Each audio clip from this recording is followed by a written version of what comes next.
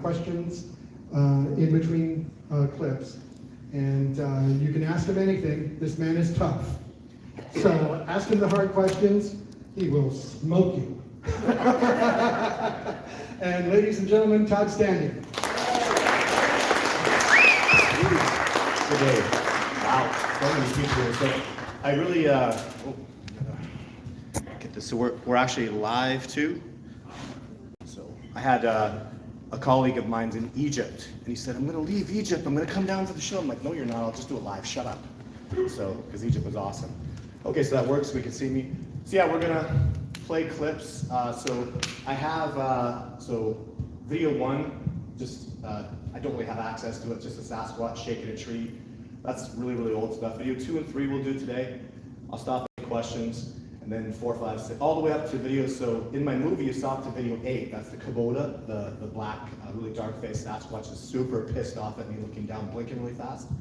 So then there's video 9 and 10. My Patreon followers have seen 9. Nobody's seen 10, and they're pretty cool. And then the Calandrino footage is Paul Calandrino. So when I do expeditions with people, I don't generally get footage. My expeditions are just, everybody that does an expedition with me realizes it's not anything, we're not out there looking for a bipedal ape. It's a very spiritual experience. I take people, I'm more like a Tony Robbins of the wilderness, where I take people, I connect them to nature, because the truth is about Sasquatch is they're massively spiritual beings. If you go out into the wilderness and you don't like the wilderness and the green is yucky, you don't like the dirt, go home. You're not gonna have anything to do with the Sasquatch, they're gonna have nothing. You gotta go out there, you gotta connect, you gotta feel comfortable. And what's a wonderful asset that I'm living right now is people watch my stuff, they see me on Survivor Man, and the challenge is don't take my word for it. You can see all this footage, wonderful, but you know, that stuff can be faked. Come out with me and I'll show you Bigfoot. And there's a lady in the audience today who was number 33, her favorite number is 3, and she was the 33rd person to see a Sasquatch with me. She's here today, Nicole, thank you for coming. So, but I'm actually at 36, I've taken out, imagine 36, what do we have? 50 people here, imagine half the audience. I have people that have actually eyewitnessed a Sasquatch under my supervision. So, and the way we do that is, we connect, we love nature, we go out there, it's very spiritual, we ground, I do native ceremonies that I've been taught, and it's such a wonderful up-leveling experience. I could go on for hours about what I do with my expeditions. Does anybody have, start with questions? Guys, I love hard questions. So, anybody have something they wanted to ask? I can hear real quick. Yeah, Matt, go ahead. Because pop culture is Bigfoot, and I actually don't really like that term. If I had a big nose, maybe big ears, and you called me big ears, I wouldn't be very happy, right? Being named after appendage I don't think is very respectful. Sasquatch, the actual term, means wild master of the wilderness, and I really respect and appreciate that term. To me, they're wild masters. So when I say Sasquatch, the energy is my master, my teacher, because I am a student of Sasquatch. I go out there, like Jane Goodall and Diane Fossey, I'm a humble student of their teachings, like they were with gorillas and chimpanzees. And even, there's another level, like Sasquatch, literally, if I'm right, and they're real, and I am, and they are, how are they evading us? How can they, and the answer is, I don't mean to offend you, and I hope some of this will piss you off, but they're superior beings. And you go, what the hell are you talking about? Not technologically, but physically, very superior, twice the size of a gorilla, more than twice as strong. And I have other evidence to show, real evidence, like tangible experience and evidence that I can show you where they're mentally superior, emotionally superior, and then most importantly, their biggest advantage. So I see telepathy as a spiritual thing. When you're so open, even most people, who knows what the word human means? I have all these people here. Put your hand up if you actually know what the definition of human means. Paul, you and Nicole, be quiet, because I told you already. Does anybody know what that means? Okay, you're a human and you don't know what it means? Seriously? It's what hue, and I'll show you, hue is Latin for light. And man is Latin to manifest. You are a manifestation of light. Oh my God, you're a spiritual being by definition. You know what's cool is linguistics don't know where two words come from in the English language. One's a profanity, I'm not gonna say it here, but the other one is human. We don't know who named us. But whoever named us is a brilliant genius that understands, even we know now, when a sperm hits the egg, a little flash of light happens. From my perspective, that's where life begins. That's where life starts. That's where the spirituality comes in. That's where the manifestation of light starts. And as we grow older, we usually paradigm and lose it and become dark. The reason I'm telling you this is Sasquatch, when they see people, and probably a lot of you here are wise enough, or at least to be on the right path to understand that this being is possibly or likely real, or maybe most of you know they're real. But they see us as light. They're telepathic. And a light being is someone who walks around open and free and transparent and believes in what they do. That's how you flow. It's basically you're being really honest and open. That's what the term Sabe means, the Blackfoot. I love that. It means, well, Sabe represents, it's Sasquatch, and it represents open, honesty, and integrity. And I just about fell over when I saw that, because that's what telepathy is. If you're telepathic, if I walk into you, and I'm seeing what's going on, and I start reading your mind. If you're hiding things from me, I'm gonna know it. And if you open up, I'm gonna know you had a crappy day, and you got a flat tire, and you're pissed off at the world, right? So I'm gonna have that. So telepathy is the next evolution of human development. Telepaths are gonna run everything. And if you don't believe in telepathy, you better go do some damn research. Because it's done, it's over. The science is out there. They have so many ways they've substantiated it. And I've never sat down with a human being in my whole life and in 5 minutes didn't prove to them beyond a reasonable doubt anyway that they're telepathic. You are, and you have to understand, like everything, there are levels. And there are people out there that can remote speak, remote view, and are brilliant, incredible telepaths. The Sasquatch are talking to them, and that's most of my expeditioners. Is to get through, the Sasquatch want them to learn lessons, so my job is a conduit to take people out into nature and to show them the reality of their openness, their humanness, their light, connect them to nature, because I know that in nature is the preservation of everything we know. We're all from nature, and if we forget that with our technology, the more we accept these phones as our reality and all this social media crap, it's been done too much, it damages us and it separates us from nature, and I call that domestication syndrome. The more domesticated you get, the more you're separated from nature, and the less wild you are. And you can't be free unless you're wild. So that's what the message from Sasquatch is get back to your wildness. In fact, I get a little teary-eyed sometimes when I say this. They see us as a brother, so they stayed in nature, and we didn't. We went off and accepted technology and agriculture. It's a beautiful thing. I do love civilization. But we've gone too far, and we're going too far away, and we're forgetting where we came from. And our brothers in the wilderness want us back. They go, you know what, you guys did some crazy shit, right? You went way out there, and it's nuts what you've done, building skyscrapers, social media, Wi-Fi, wow. But it's time to stop and come back home, and because we're the most man-like, they're the most man-like species in the world, and we're the closest to relatives to them. They stayed spiritual in nature, we went technology, and did a wonderful job with it, and I love technology. But their message is they want us to come back, they want us to remember where we came from, that biology, and telepathy will be the other level that we go to. So come on, man, I have lots to talk about, so for hours and hours. Anyways, let's do number one. Somebody's up in the house over there, let's see what happens. Let's do number one. So I'll do this, I'll tell you something that I've never talked publicly about these little sections, and then I'll answer some questions, and we'll keep going. Thank you.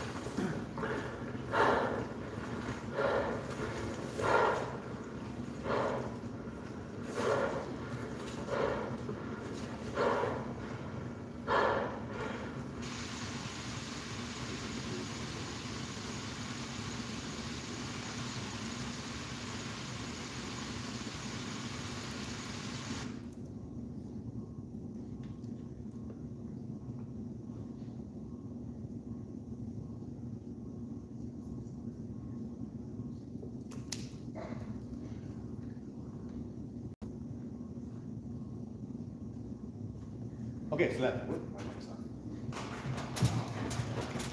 So you've all seen that, video 2 and 3? Yeah. So any questions about that? Just so you know, so video 3, that Sasquatch is moving faster than the fastest human being in the world can move, and he's 9'6". That's a fact. That's not debatable. Paul. How did you calculate that he was 9'6" and? It's online. So what happened is some private guy went and took me, because I went out there after, and sized me up at 6'4" with my boots on. And then put me beside, and then he matched up trees. So he matched up these trees precisely that were in both videos, and he matched me and he put me beside that Sasquatch. I mean, there's no doubt, 9'4" minimum, and probably 800 pounds. And you got to understand how significant that is. Hollywood has Hagrid. So Warner Brothers made Hagrid. For the first year, the best in the world spent $2 million on Hagrid, and he's 8'2" and he looks like this. You know Harry Potter, you ever heard that little movie? You know, made billions of dollars?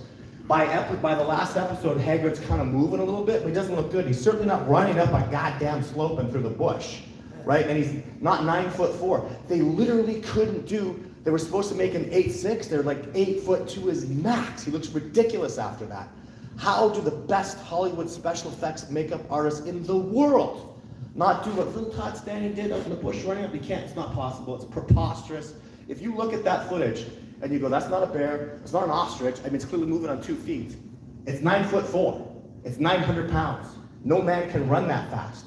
And what's crazy is that Sasquatch ran like 3 miles to get there. Go take a sprinter, run him 3 miles, and then see how fast he does. This was like 180 yards. So not possible. Question? Yeah, you said number 2, if I remember correctly. Yes. You said that was the largest Sasquatch I've ever seen, yeah. Now, and you said there was stood up for a female to go by. That we were trying to film, yeah. That's what he was doing. And with that, did you ever thanks. see that female? I remember you mentioned about they went to an edge and they kind of jumped over an edge or something like that. Cliff. Did you Yeah. ever see the female go under? No. Actually, I think I saw her, so that female, sorry I didn't move, live people. I kind of saw her kind of squashing down a little bit, and I was trying to get footage of her. That's what I'm kind of squandering. It's me with the camera. So I have a bit of a cold today. But yeah, I thought I saw something go underneath, and then you stood up for her to go past. So I didn't think Sasquatch was real when I filmed the video too. I wasn't kind of sure. And then when I went up there, you guys gotta understand, there were multiple Sasquatch makers. Look over here, twist over here. Like what I didn't expect was, so the day watcher was a younger female, and so was that 9'4" Sasquatch. I thought he was a young guy. He must have been at least 17, 18. I think the younger guys, they put them up to watch over. But I'll tell you, when I got up there and I stood where that Sasquatch was, I remember standing there going, it looks like the right spot, but, and Trevor goes down, yeah, your head's about where his ass is. And I'm like, and there was no denying, like I put, like that rock where his butt is, like my head was there. So I mean, and in all honesty, to be really transparent, my head was below his shoulders. So his glutes would have been, like it's so massive. And you don't get the relativity because you weren't there. I was terrified. I was like, because there was so much stuff going through my head. But this is what I don't publicly talk about. So any questions about the videos real quick anymore? Yes? How do you determine the gender? Males are more robust, thicker, don't have breasts, and the track's really easy. Females have more slender feet and less weight on them. Even my ex, Nicole, do you think you could tell the difference between a female and a male Sasquatch? Track? Yeah. Yes? Paul, do you think you could? Yeah. See, go on a 7-day expedition with me, I'll show you. We see dozens and dozens of tracks. And its tracking is so organic, it's so boots on the ground, it's so real. My expeditions just get it. Like they'll see a male track and they'll go, holy shit, like, whoa. Like the weight, the power, the thickness, the way males move. Like males are like, and girls are, I'll watch a female trackway, it goes around the puddle, and I'll watch the young ones go right straight through it. And the young ones that go through it, and the little one that didn't, that's a girl, and those are boys. There's these masculine, feminine traits. You see it in dogs. Girl dogs are gentler, dainty. It just, there's traits though, right?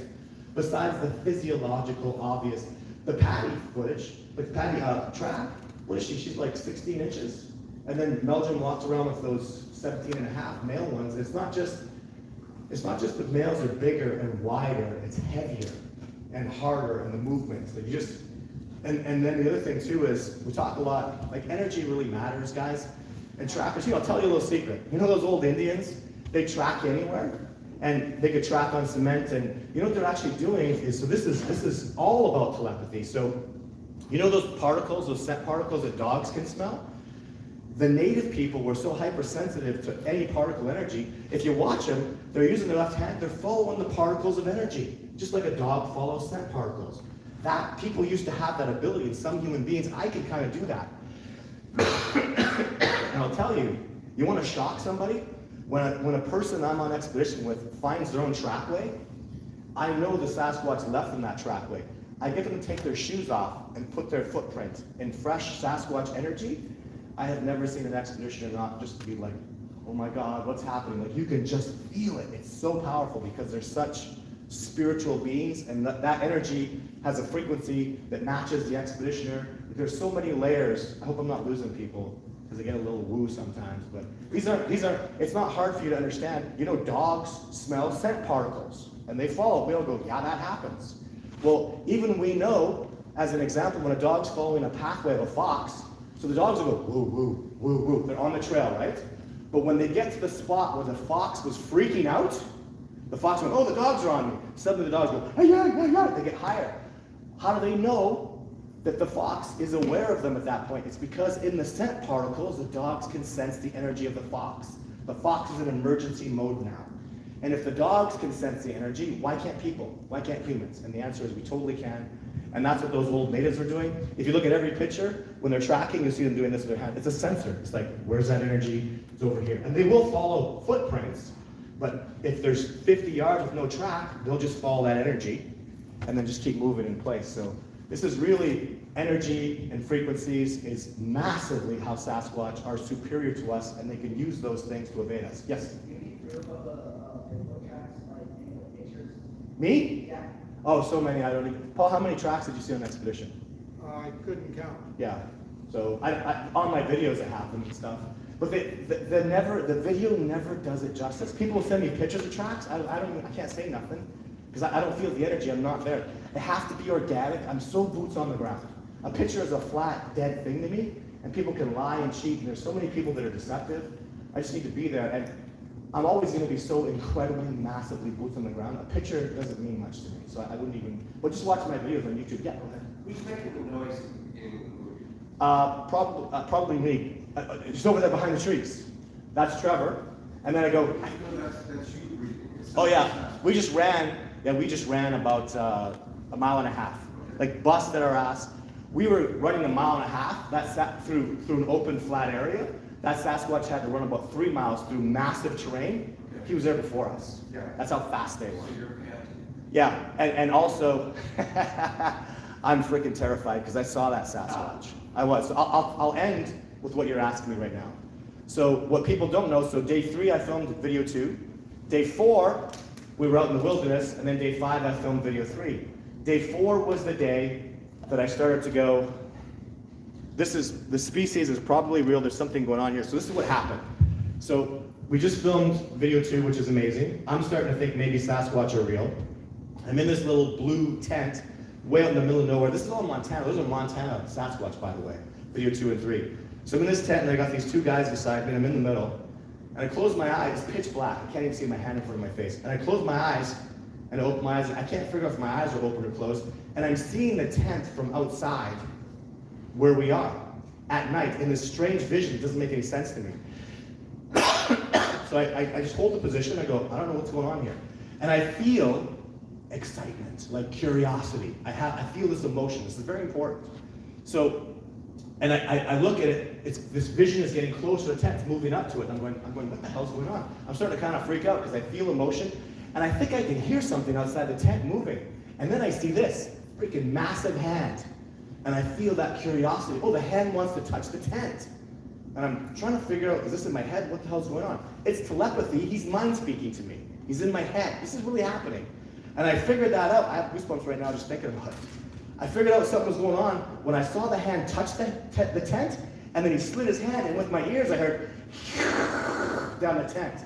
I took my elbows and I elbowed those 2 sons of bitches up now. And we got up and broke the tent down. And after we got up and the tent got knocked over, I got out of the tent and I heard the last little bit of a Sasquatch running up this hill and into the slope, up on the mountain in the other area.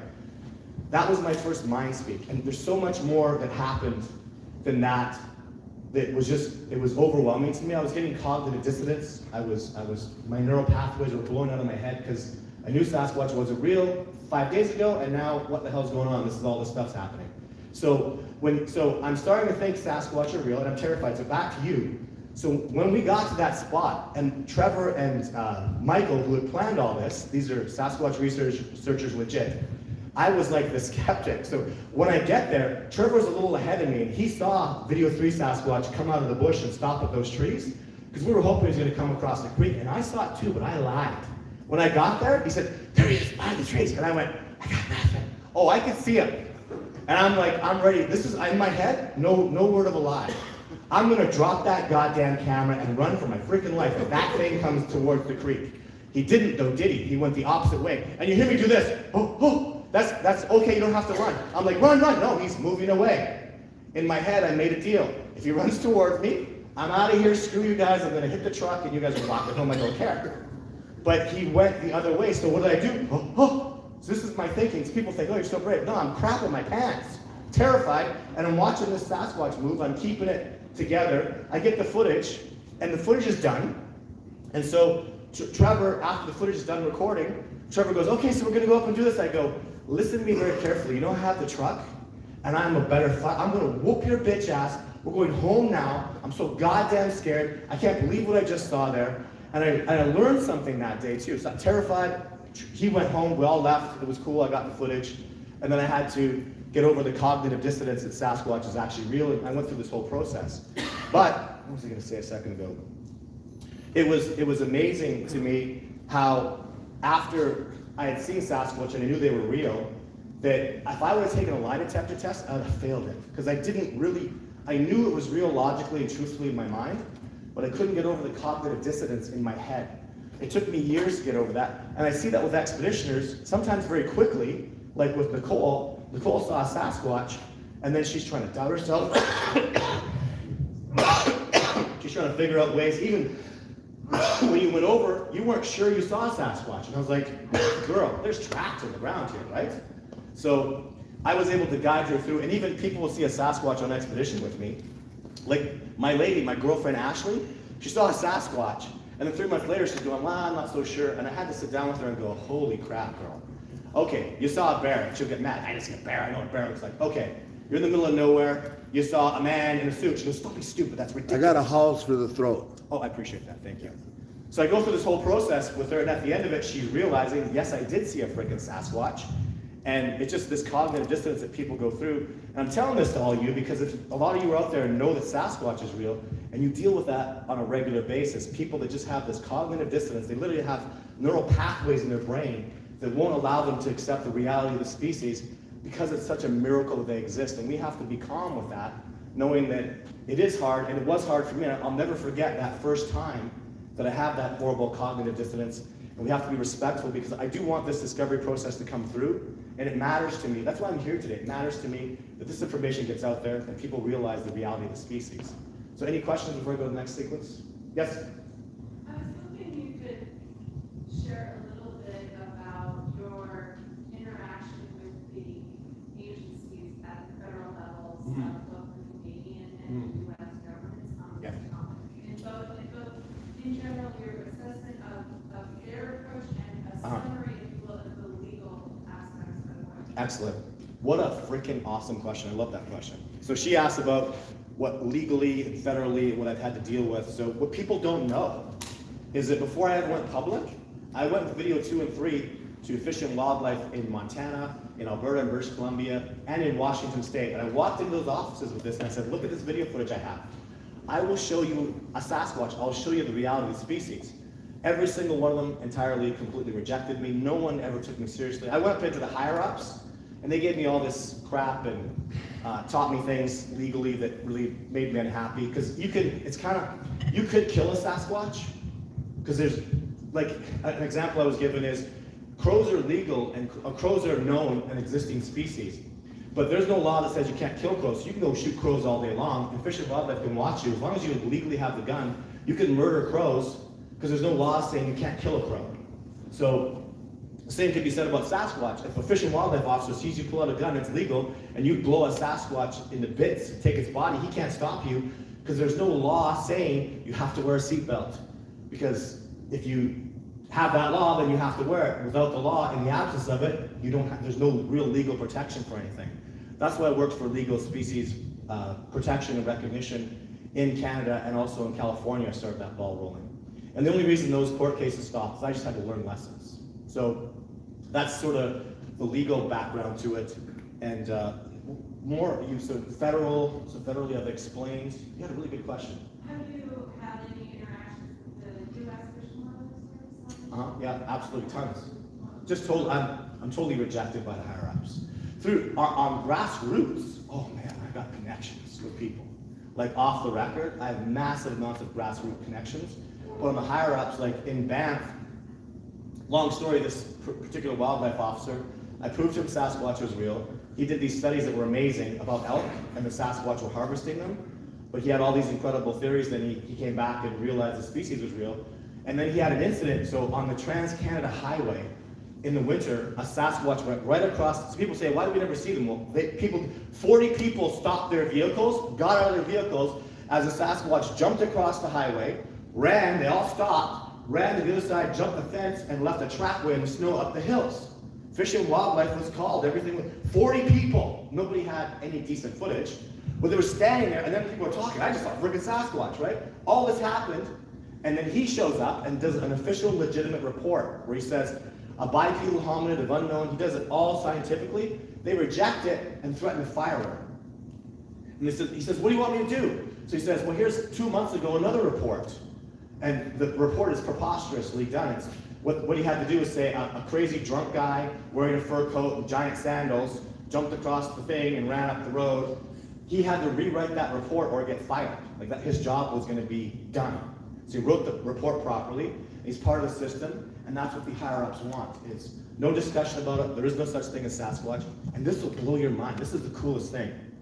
So when I went and did the court cases and stuff, I had a lawyer, and I spent a lot of money making all this happen. So if you call, you can try this. Anybody can do this. You can call Fish and Wildlife anywhere and go, hey, I saw a unicorn. And they're going to go, there's no such thing as unicorn. Hey, I saw Ogopogo in the lake. And they're going to say, there's no such thing as Ogopogo. You were delusional. If you call them, because my lawyer did this to like 20 different representatives, if you call them and say, hey, I saw Sasquatch, they exist, you know what they'll say? No comment. You know why? Because legally, my name is Todd Standing, and I have standing to sue them because I'm a Sasquatch researcher, and they say that my research is fake and there's no such thing as that species. So if they say there is no such thing, I have standing and I can sue them. If they say no comment, can I sue them? Absolutely not. Why are they all saying no comment? And I've documented this. California, Oregon, Montana, Washington State, Alberta, Saskatchewan, British Columbia, all these offices, officially, no comment. And even when I did the damn court case, Fish and Wildlife, if you ever ask them, is there Sasquatch? They go, we have no comment, and they'd leave. If it was about unicorns, what do you think they would say? There's no such thing as a damn unicorn. You're crazy. This is preposterous. And they will. They have balls. They have teeth. If you ask them about Sasquatch, so legally, and that's why I'm telling you, it's not a conspiracy. They know. They've always known. Like, no comment? Are you kidding me? No comment? Universally? I called the Adirondacks in New York. Hey guys, there's Sasquatch up there. What's your comment? Like, what do you say about it? Are Sasquatch real? No comment. And I've actually legally tried to chase them in other ways. No comment, no comment, no comment, no comment. Is there a unicorn real? No. Is Ogopogo real? No. Is Sasquatch real? No comment. What's going on here? Am I crazy? No. They're smart, and they were ready for this to come. But I went into a gunfight with a knife on my first court case. Next time I go in court, I'm going with a Stinger missile, and they can have their guns, and we're going to see who wins. So let's do the next video, and then I'll answer some more questions, okay? So part 2, please.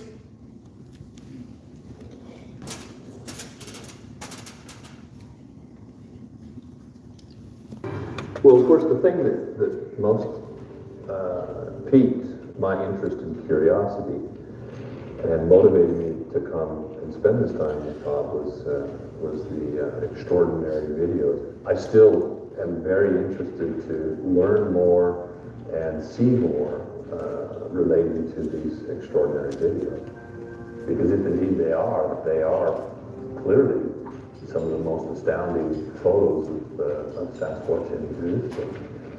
And so well, this has been a fascinating visit, and I've been immensely impressed. I've been able to see for the first time some complete segments of Todd Standing's filming of Sasquatches in another area where he's worked on, and with him explaining the background, which is so important. And I'm firmly convinced that he has filmed Sasquatches, and that what he has portrayed in his documentaries are indeed very close portraits, in fact, of the Sasquatch face. For the video, I zoomed in 20 times optical and obviously had no tripod. I remained in this position for at least 20 minutes while the animal you see in video 4 moved from one position to the next. I was situated over 50 yards away and downhill from his position. I was hiding beneath a large pine tree and covered by my ghillie suit. The snow was melting, so I was having to switch back and forth from video camera to still camera as water would drop down onto the lenses. He would regularly disappear from my line of sight, as I'm sure he was searching for me in a direction of about 180 degrees. This animal certainly knew I was around, but I suspect that he had no idea how close I actually was. What they were doing, it was amazing how they had this spectacularly implemented plan to ensure that I didn't get into the spot I wanted. The day watcher had discovered me, and I became aware of it. Moments later, he disappeared, and I knew at that point that he'd alerted the main group. And I expected that, as in the past, these animals would simply move away.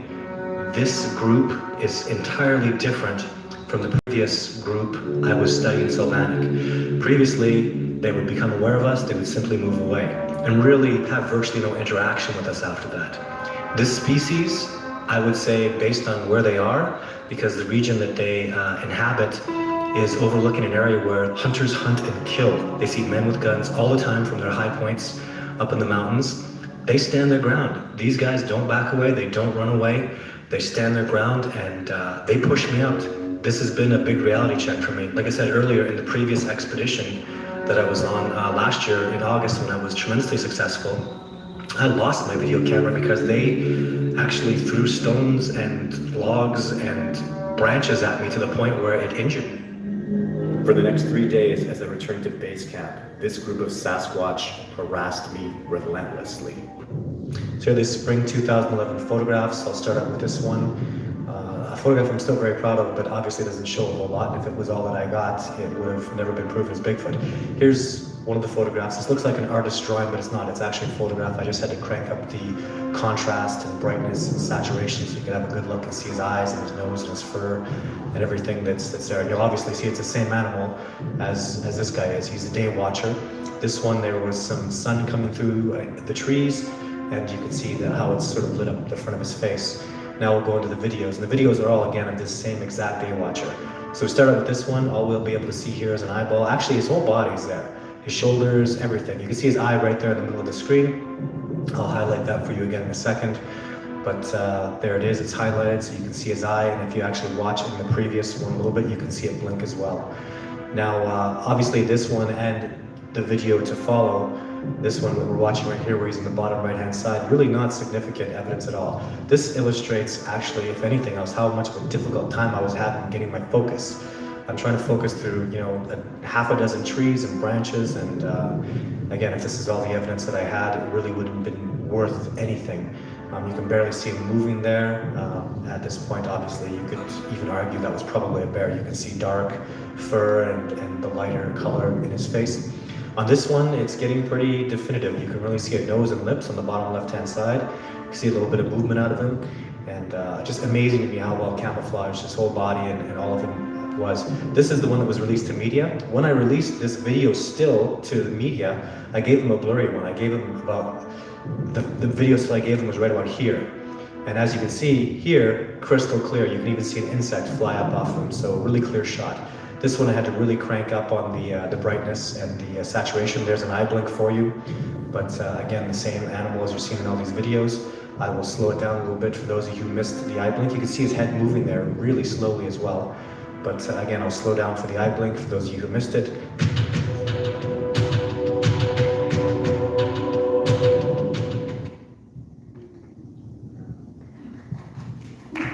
Check, check. Man, it looks good on that screen. I want a screen like that in my house. Whew, that looks amazing.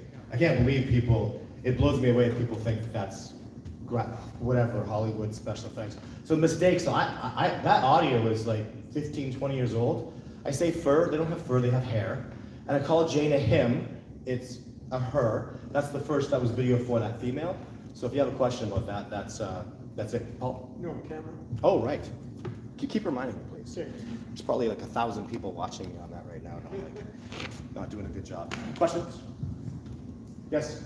Been a witness where someone also had dogs, so something that can smell very good, travel as fast as. Yeah, my dog. Yep. Yeah, and so I have a Rottweiler, and she can tell the Sasquatch are coming around. She's got awesome ability. Like, there could be a Sasquatch 500 yards away, she knows. But is that not a Sasquatch? No, but so what happens is, what's happening with me, is she's like a family member to me. I love my dog. So what they do is they come in hard, and when she growls at them, they get aggressive with her. Like, come on, dog, let's dance. Like, let's do this, let's fight. If she gets growling with them, and it creates like friction between us. So I don't bring her out anymore because they don't take her crap, and she's going to defend me to the death. And that creates big friction. When they come around me, I have to humbly go, thank you, teachers, for being there. I'd like my lesson today. And be very grateful for them being around, not having my Roddy growl at them to protect me, right? And she's never calmed down about them. She's very protective, and she's terrifying of them. So, question, yes? You mentioned that, is this the time when they grabbed you underneath the cloak? You mentioned your cloak all over you there? Yeah, I'll talk about that in a They- second. They grabbed your ankle? Yeah, I'll talk about that in a second. Any other questions about that? Yeah, go ahead. Is there any footage that you've seen or in your personal experience where lips are moving? Because I didn't see any of that. Oh man, I mean, lips. Yeah, I mean, I know that's maybe a way out. I don't think so. I don't really, like lips moving, like I'm moving my lips right now. Because they don't talk. Yeah. I've never seen a Sasquatch go, ah, like I've never heard them. I've never seen that. I don't think so. Not me personally. I've never seen it, never filmed it. When it's them around and when they're stoic, right? So they're just calm and stoic and chill. Like bears don't make sounds. It's not really odd either. Animals. When have you ever seen a deer's lips move? Right? So it's just not something I've ever seen. Yes, go ahead. Why do you suppose your dog was scared? Because their presence is ominous. Because they're goddamn dominant. Like when the males come around, like I'll tell you, the Sasquatch own that territory. They don't take shit from nothing. No bears, no mountain lions. Like they are massively, like, you ever seen how a gorilla stalks around? Sasquatch are 3 times that. They're so massively dominant in their areas. So you feel danger from No, I submit and I surrender. That's it. I can't push those guys. Pardon me? But the dog can't. She can't, no, she's got to defend me. She'll die to defend me.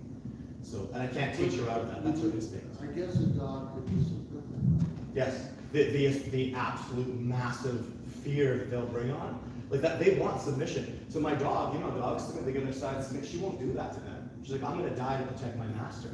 And if you come in assertively, she'll die for me. And she will. So, and I don't know how. I never was able to break that Because you don't think she's right. You think that she's mistaken and you're not. we just have totally different perspectives. They're my teachers, and she's my protector. So the relationship is just not fluid at all. I couldn't make it work, and I tried, because man, she knows they're there. And then what I would do before is I put her in the truck, in the trailer, then she growls and barks, right? Defending me. Her energy is just off, and it's such a freaking asset to have her around, because her hypersensitivity to them is just absolutely fantastic. I wish I could be like Scotty and go, okay, there's Sasquatch here, okay, beam her up, Scotty, and then she's gone home, and that would work. Otherwise, I can't. Tom, Yep. ask a question over here. Yep. Well, how long do Sasquatches live? How do they thrive? No, like, what's her lifespan? Oh God, that's a question. I've been hypothesizing that with dentition and stuff. Right now, I'm just gonna go with like a gorilla won't live to 60, a male big giant gorilla won't live to 60 in captivity, and then in the wild they won't live to 40.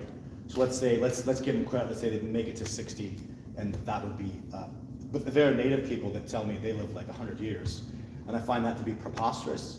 However, they're usually right. So I give them that, right? Yes? What camera do you use? Oh, many different ones. For Kubota, that was the best one. So for the Kubota footage, with my eyes, all I heard a boom, and I saw a light spot go dark. And with your naked eye, all you could see was darkness. The SX50, now it's the SX70, that freaking amazing camera zooms right up in there, and then it's got a high sensitivity to light, and it lights the area. So, I mean, man, I had nerves of freaking steel. But you know what makes me calm? Because that's a Sasquatch. He's blinking. He's pissed at me. He's mad. I've been through so much. People don't have thousands of days of failure, thousands of days of nothing. That's the day. This is it. It's like that Eminem song. If you have that one moment, are you going to prove yourself or let it all wash away and scared? And there were days where I did lose, where I did walk away and go home and be scared. But you overcome that, you grow and you expand. And SX50. And now it's mostly like cell phone cameras and just, there's lots of great cameras. I can't keep up with that stuff anymore. I'm a tracker, I'm a director. I do expeditions of the business, I'm a guest speaker. I'm not doing cameras anymore. Sorry. Another question? Yeah. Yeah. Mm-hmm. I put out apples, yeah. No. Sorry, my throat's killing me right now.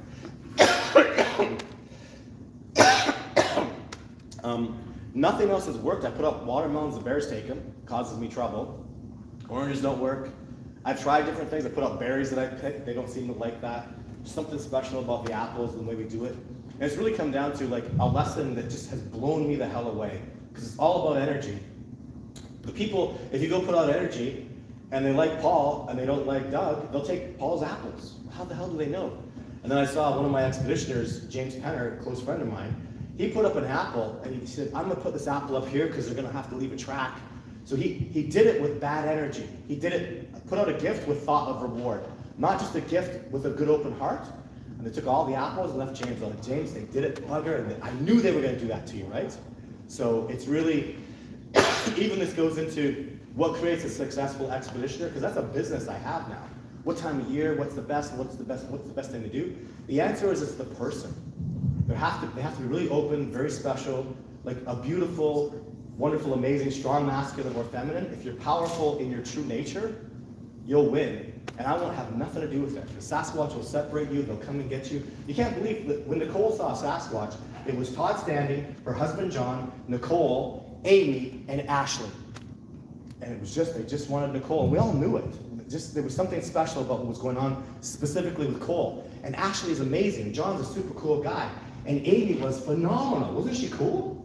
She didn't see no Sasquatch, though. Just Nicole. You know how awesome you have to be to get in, one person gets that sighting, and then you get out. I saw him out of the corner of my eyes, and I never make it about me. I've seen Sasquatch 100 times, right? She'd never seen one, and that was the whole goal. That's the whole purpose of the expedition. My whole life is, so when I'm the guy, I'm the one, I'm Neo. I'm out there trying to prove this discovery and make it happen. The other half of my life, I'm Morpheus. And the purpose of Morpheus is to find the one and help the one find themselves.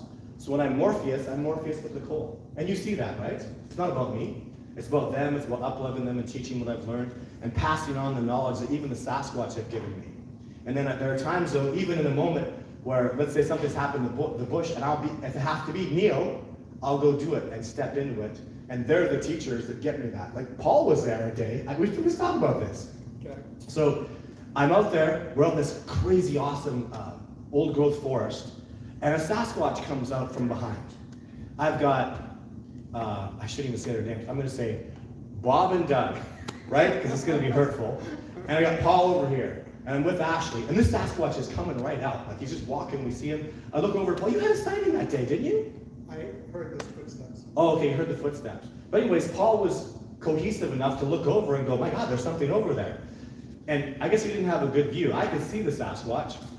I look over to, let's say, Bob. I go, hey, Bob, how's it going? He goes, pretty good. He won't look. I go, everything okay? You don't feel anything? He goes, no, I feel really good. And then I look over to Joe. Hey, Joe, how's it going, bro? Really good. You don't want to look around. Remember I was talking to him? You don't want to look around or have a check, see if there's, no, I'm cool here. No? Did you both just, is there kids? Are you both effing kidding me? No? You see, when you say no to your guide like that, you're shut off. I looked at Paul. Paul's like, oh yeah, right? He's in the flow, he's feeling it, he's there. There's an energy that goes on that you just can't reconstruct and you can't explain. And so it's all about the person. It's all about how you're flowing. Man, I can't believe you didn't see a Sasquatch that day. That sucks. I heard him. He talked to me. Yeah, it was such a great, incredible day. Yeah, question? What's like the percentage rate man, you like your stats, don't you? And your mom, legal and stats. I love your stuff. It's about, I had those numbers before, so about 29% this year of people see a Sasquatch on expedition with me, and about 58% have a live interaction with evidence where they're convinced they go home, Sasquatch is real. Like Paul, that day, that live interaction. So that would be a live interaction with evidence, where Paul's like, there was a Sasquatch there, I've seen the evidence, I know they're out there, I have no doubt. Like what percentage do you think Sasquatch exists, Paul? 97.5. 97? You're pissing me off. You're not 100%. Are you messing with me? I haven't seen one yet. But you think they might not be real? I think it's 100%. Don't see you messing with me. You're messing with me. Right? And I want that with my expeditioners. And if they don't have a live interaction, they don't have an eyewitness accounting, they'll go home saying, you know, the evidence was great, I'm 95%. Like, what's your husband, John? What a cool skeptic her husband was. What percentage would he say? That's it? Huh. I'll tell you, go ahead. So let's face this, we're so human. We're not ape. I totally agree, yeah. And what footage you caught, and you saw this wisdom in these eyes. Agreed. What is the theory? I know this is premature, I don't know what you're presenting. What is the theory of who they are? When they came here? Gigantopithecus. And what they're about? 200,000 years ago in Langshan, China, they were making burial sites for their dead. That's Gigantopithecus. That's who they are. I worked with professors from Beijing University back in the days when I could have some cooperation with China. And I'm so convinced it's Gigantopithecus, it's unreal. They have DNA from the Yetis. Say it again. What? Gigantopithecus. Gigantic. Gigantopithecus. Yeah, I have some videos and stuff online. Do I mention that in the documentary? Do I say Gigantopithecus? Yeah. I say it really well now. I think I say it in the documentary. Watch the film and write it down. So in Langshan, China, about 200,000 years ago, they found these caves up higher where you had to rock climb to them. They were full of Gigantopithecus bones. All that was left is the teeth, but they were putting dead bodies up there. Science won't accept that that's a burial site because no species was making burial sites 150,000 years before we did. Do you have any idea how big a number? 150,000 years before hominids started making burial sites. These beings were doing that? Well, there's not a more advanced being than us out there, right? Not preposterous. There is, and they are, and that's a burial site. And any scientist, like Jeff and I butted heads about it forever, but the real and the forensic anthropologist, you can't argue. You got hundreds of dead beings up there, and there's no porcupines up there. There's no elephants. It's just this one species. To think, even thousands of them were going up there and dying in a cave where you couldn't live, where you couldn't go up to, and over generations. It's called a burial site, man. And there's no other way. It's never happened in natural history. That they called elephant graveyards, but the elephants would live in they would die in these areas because when their teeth are gone, they can only eat soft food. So they'd stay in these areas of soft food. But that's not a graveyard. That's a survival thing. If you leave the soft food, you can't eat the hard food, you die, your teeth are done. So that makes sense ecologically. Why the hell are you in a freaking cave? You got a rock climb, thousands of them dying up there. It doesn't make any sense. And that's happened many, many times. They found that with Gigantopithecus. Because they had burial sites that long ago, because they cared about their dead before we ever did, because they are more advanced species than us. And that theory holds true because do Sasquatch exist as, like, do the scientific community accept they exist? Nope. Are they evading us? Yes. Are they winning? Yes. Like, I've literally been out with the best in the world. Navy SEALs, Delta Force, trackers, African Cree, all the best in the world. We don't even try versing these guys. They'll smoke us, even technologically. Like, we put up drones and stuff, they're just holding it out there. I haven't found a way to verse them, and I don't want to. Now it's about harmony. That Sasquatch showed himself to Nicole. The things that you saw, it's because they come to us, and they interact. I talk about that in Survivor Man. If we make a mistake, they're gone, and we're never gonna have any interactions with them. So, but I'll go back to your question now. This is important, so this is what I'm talking about today. So, video 4, why didn't you go there, Todd? Like with video 6, I go over there and I stand in the spot where the Sasquatch is, so you can see that bugger's like 9'6", right? I was able to do that day. I wanted to do that for video 4. What happened was, so I'm filming Jane, and I'm under a ghillie cloak. It's this big cloak, like They use that in the Robin Hood movies where it's this big cloak, you move around, it's all got grass and dirt on it. So I was in that, and I'm trying to film her, and suddenly she's gone for like 3 minutes. What happened was the Sasquatch came up behind me at that point. They figured out where I was. He reached in under the ghillie cloak, and he grabbed my ankle hard, and he pulled me out. And then, you know, dragged me out of the ghillie cloak, like, buddy, we know you're there. And I was flailing around like an idiot. You know, and I got a glimpse of him when I spun around, I saw a bush moving, I saw the Sasquatch moving off. But then, okay, so it's cool, the gig is up. I'd like to go up there, so listen to this. So I'm gonna go up there and film myself in that spot and film where she was, and I wanna know what's going on, even for my own curiosity.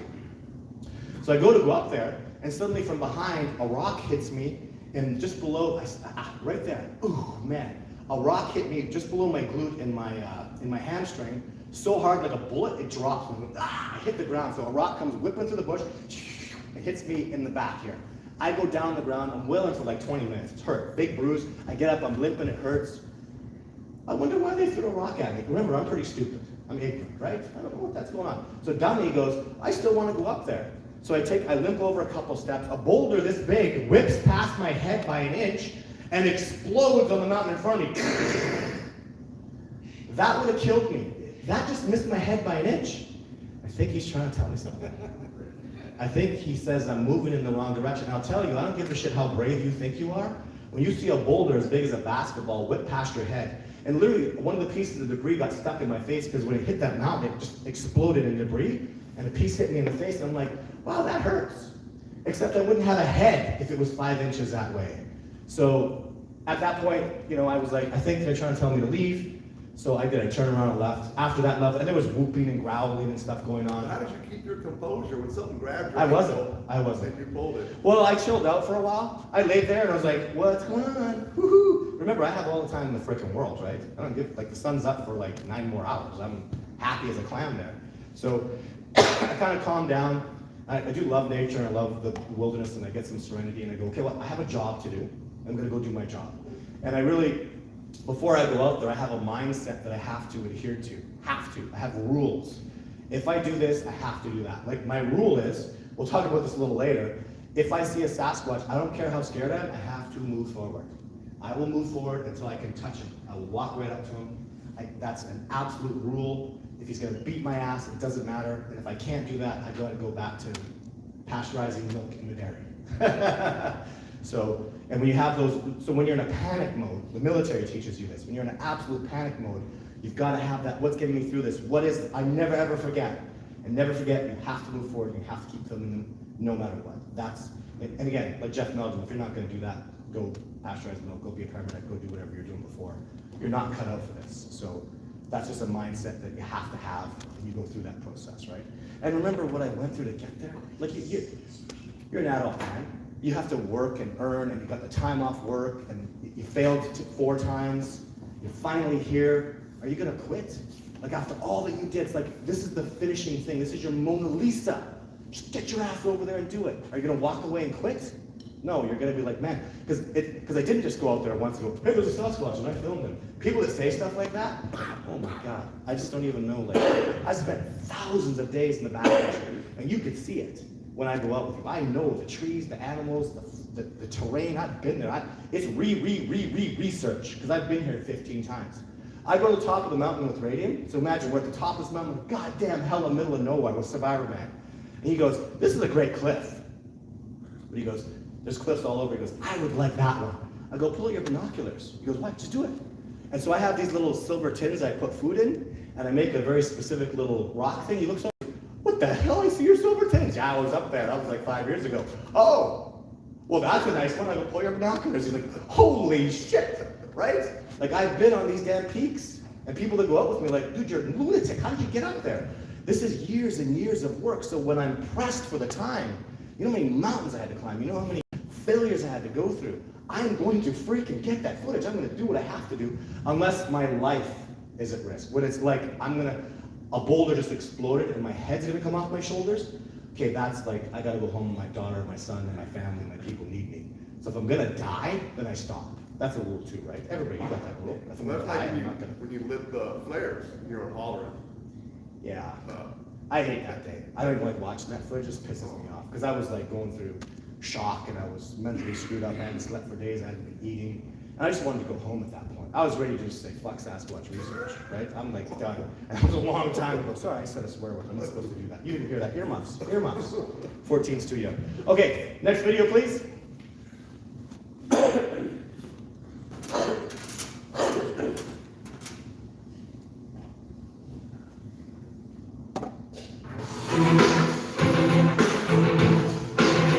In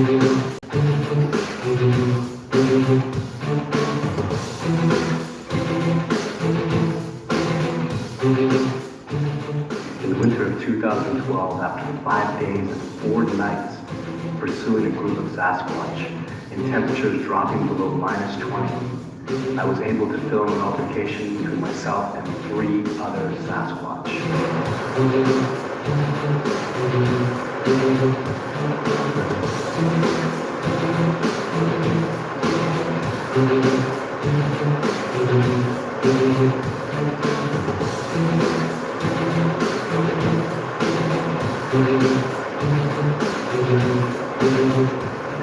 Back in the spot where I filmed video 6 just this past winter, and so I'll sort of walk around, and the perspectives are going to be all off because there was about 2 feet of snow here. All these plants that are about 2.5, 3 feet tall were covered entirely, so even possibly 3 feet of snow is here. And behind me, to my right, is a brand new tree break.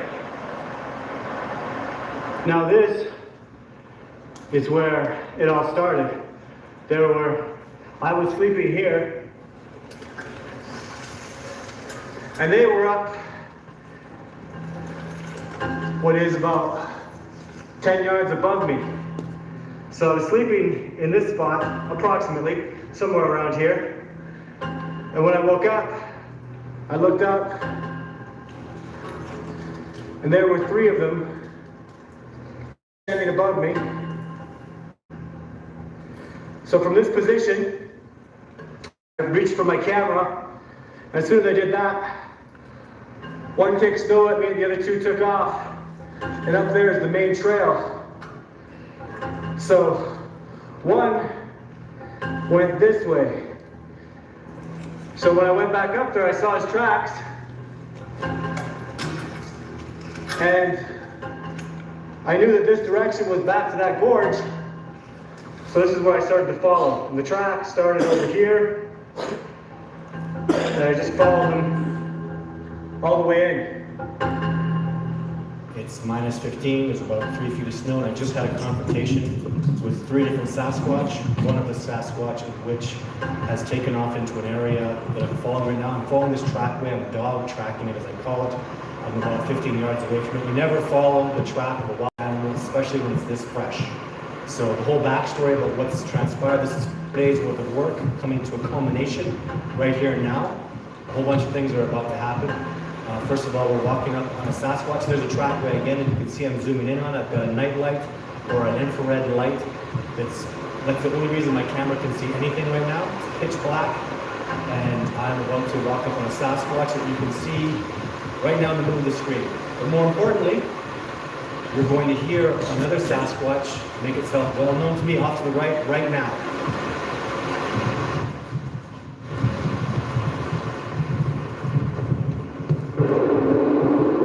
Now that I know I have the Sasquatch that's protesting off to my right, I know I have to keep moving forward and follow this trackway. At this point, I'm starting to make something up directly in front of me.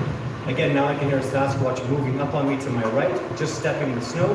However, I'm focused on that directly in front of me. Clearly, a back and an arm are pointed back towards me, and this creature has no idea that I can see it right now.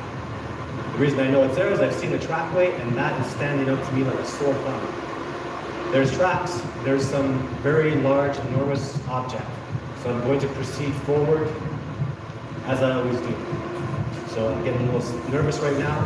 I'm concerned about making sure I have my focus. This is a wild animal. I'm approaching hundreds of miles from the nearest human being, hundreds of miles from the nearest town, out in the middle of nowhere, all by myself.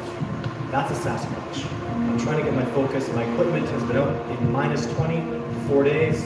Cold, 2 feet of snow, 3 feet of snow, and this is what happens.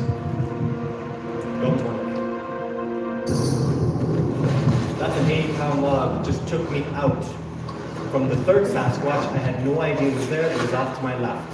There were 3 of them. They stood together. This is what happens. Now, this is about an hour later. That exact same spot. I am 230 pounds. I'm 6'5" with those boots on. I'm going to stand in that exact spot. Now that you can see it's completely vacant. I'm standing there on the trackway, and when I jump or put my arms in the air, my hands straight up in the air are about 8'6", which are still not reaching the height of the Sasquatch that had just been previously standing there. So very clearly an empty space now. This is only less than an hour after the whole incident transpired. Again, there's the creature, clearly enormous. I'm 230 pounds, and I look like a little nothing compared to that giant that's standing there, over 8'6" tall, probably in excess of 800 to 900 pounds, standing there less than 20 yards away from me. Once again, here I am, standing right again where the spot is totally vacant. I can clearly see Bigfoot tracks there, and that's how large the animal was. What's interesting now that I see is there's a bit of a trail here that probably existed. I just couldn't see it in the wintertime, but he used it because the trees are separated in the trail, obviously, where you can walk through a little easier. And this is the gorge area. And the reason I was approaching him and following him is he wasn't trapped, most assuredly, but he was going to have to go up a really steep hill or climb up some rocks. And I wanted to see that. I expected he would come this way, this is the direction he was going, but he didn't. He stopped and expected me to possibly not see him. Fortunately for me, I had night vision. Without it, I never would have noticed him there. Makes the whole situation very interesting, having come back here and looking at the fact that the log that was thrown at me is gone. A tree break has been made in the right direction. And the trail here that he knew about in the wintertime that he was following, and I had no idea, perhaps even illustrates how thoroughly experienced they are in their own areas to know exactly where a trail is when it's covered in snow. So he was likely here for the log, was going to cross, didn't happen because I was approaching. However, he was not concerned because he had backup from 2 different directions. One that was growling at me, and the other that was stealthily waiting in the back for me to keep coming forward until it was too close, like he did, and then drop me with that that was thrown at me.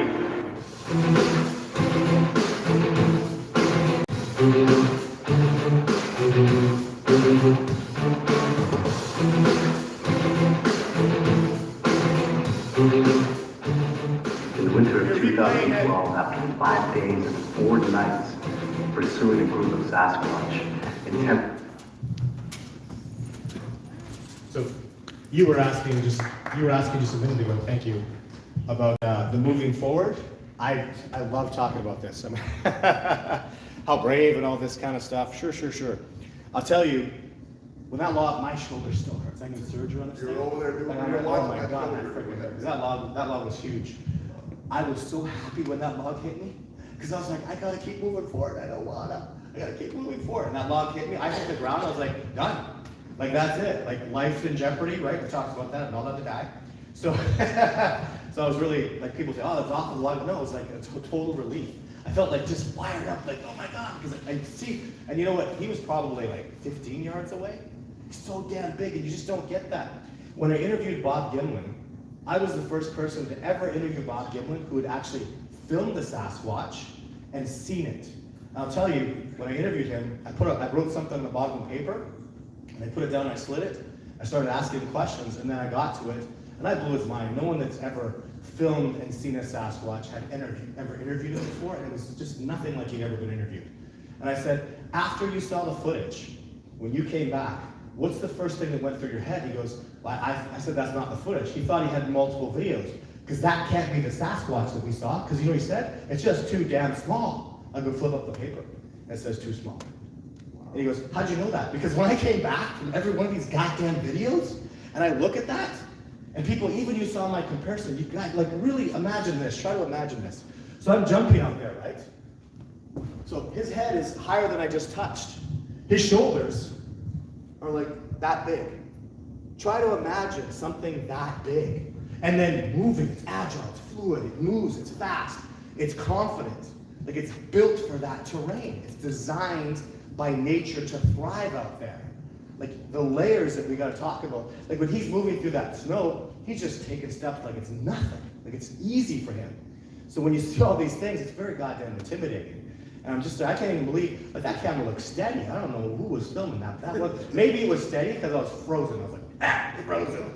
And moving forward like that, right? Because I don't know how, because I was absolutely freaking terrified. Like, and so happy that I got hit by the log. So questions about that video? Yes? Do you think Sasquatches want to be found? Oh, so she said to the Sasquatch want to be found. Half of them, it's not about, I don't think it's about being found. Half of them, like we have liberals, conservatives, factors, anti-factors. Like we always have, if you go to any Indian tribe, half of them hate the chief, the other half love the chief. Just we seem to have this in our human nature. Half the Sasquatch want people to thrive and become telepathic and become part of the natural community. And really, like my whole area, it's about the discovery of Sasquatch. That's what's happening there, is the discovery process. And the Sasquatch are working with us, giving us these lessons and teaching us. Half of them hate us and want us all to die, right? I mean, that's just reality. And I've been introduced, like when I go to a research area, I find out very quickly, hey, these guys like me and they want to be part of the discovery process, or they want me dead and they don't want me back here, and they make it very quick. And I literally saw, it seemed like 50%, it's like 50% of the time, it's like, isn't it kind of 50% liberals, 50% conservatives, 50% you guys are Republicans and Democrats, and it's close, right? So, and maybe it shifts back and forth, but that's what I see with them. And it's not about being discovered. Who out here, let's do this real quick. Who here absolutely knows Sasquatch is real? Just put your hand up. All these people, the discovery's done. And done. When you've seen them, or even, I met James Earl Jones called me the first time I was on Coast to Coast AM and told me this incredible thing. I loved it. So he calls me, he's James freaking Earl Jones. Like when he talks, he's got that voice, right? He said, we're gonna have problems with this. I'm like, no sir, I know who you are, Mr. Jones. I love Star Wars and Darth Vader. I'm actually a big fan of this.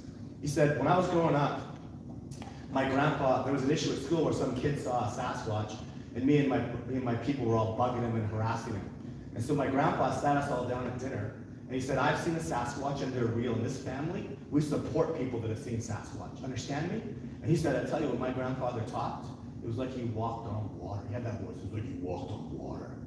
And I was like, what a beautiful, like I got teary-eyed though. I'm like, wow, what a beautiful thing to say. And he said, I'm calling you today, Mr. Standing, because my father told me to stand up for people that have seen Sasquatch. I have not, but they're real because my grandfather says so. My grandfather never lied, never exaggerated his whole life. And that's why I'm calling you today, is if you need help with your discovery process, on behalf of my grandfather, I'm here for you. And I was like, wow. And I've met so many people like that they didn't get to see it. My mom said, my dad said, my uncle who never lied tells me they're real. And it's those people that propagate it off that many of you are, you go into certain communities, you go to the cities, and most people say, you're crazy, there's no way. And then you go to the smaller communities, the Olympic Peninsula. When I was doing the species protection thing, down around Hope, British Columbia, where John Green and all these different Sasquatch researchers are, they went around, so a reporter does a story with both sides. So she needed to find, so everyone's like, oh, that's so great, oh yeah, we need that Sasquatch. She couldn't find one person. She interviewed people for like 4 hours. She couldn't find one person that said that's preposterous and Todd Standing shouldn't be trying for species protection and recognition. They all completely agreed. She called me up, she says, my editor's pissed. I literally had to go back to Vancouver to find people. And she did. As soon as you get to the city, well, it's a waste of taxpayers, all these people in the city, right? So, yeah, it's really that, I guess it's kind of rural and urban right now, right? Because the urban people are so awfully domesticated, living on cement, that they sincerely have my sympathy. So, another question? Yeah? Why didn't you record where you were standing on the tree? On video 6 right there? Yeah. Walk over with the camera. Why, I needed to keep the camera away from me, so if I'd have walked over with the camera, pardon me? I'm not as smart as you. I got that shot. I'm kind of in an emergency state in my head. I also had hypothermia. When I got back to my truck, I couldn't open it because I couldn't get the key in the lock. And when you get hypothermia that sets in really slowly, you think you're fine, I'm great, no problem. pull the keys out. It took me 10 minutes to get the keys out of my pocket, unzipping and stuff. And then I had to put 2 hands and really focus to get the key in the lock and to turn it. A human being that that's so hypothermic, that can't even put a key in his lock, isn't thinking amazing.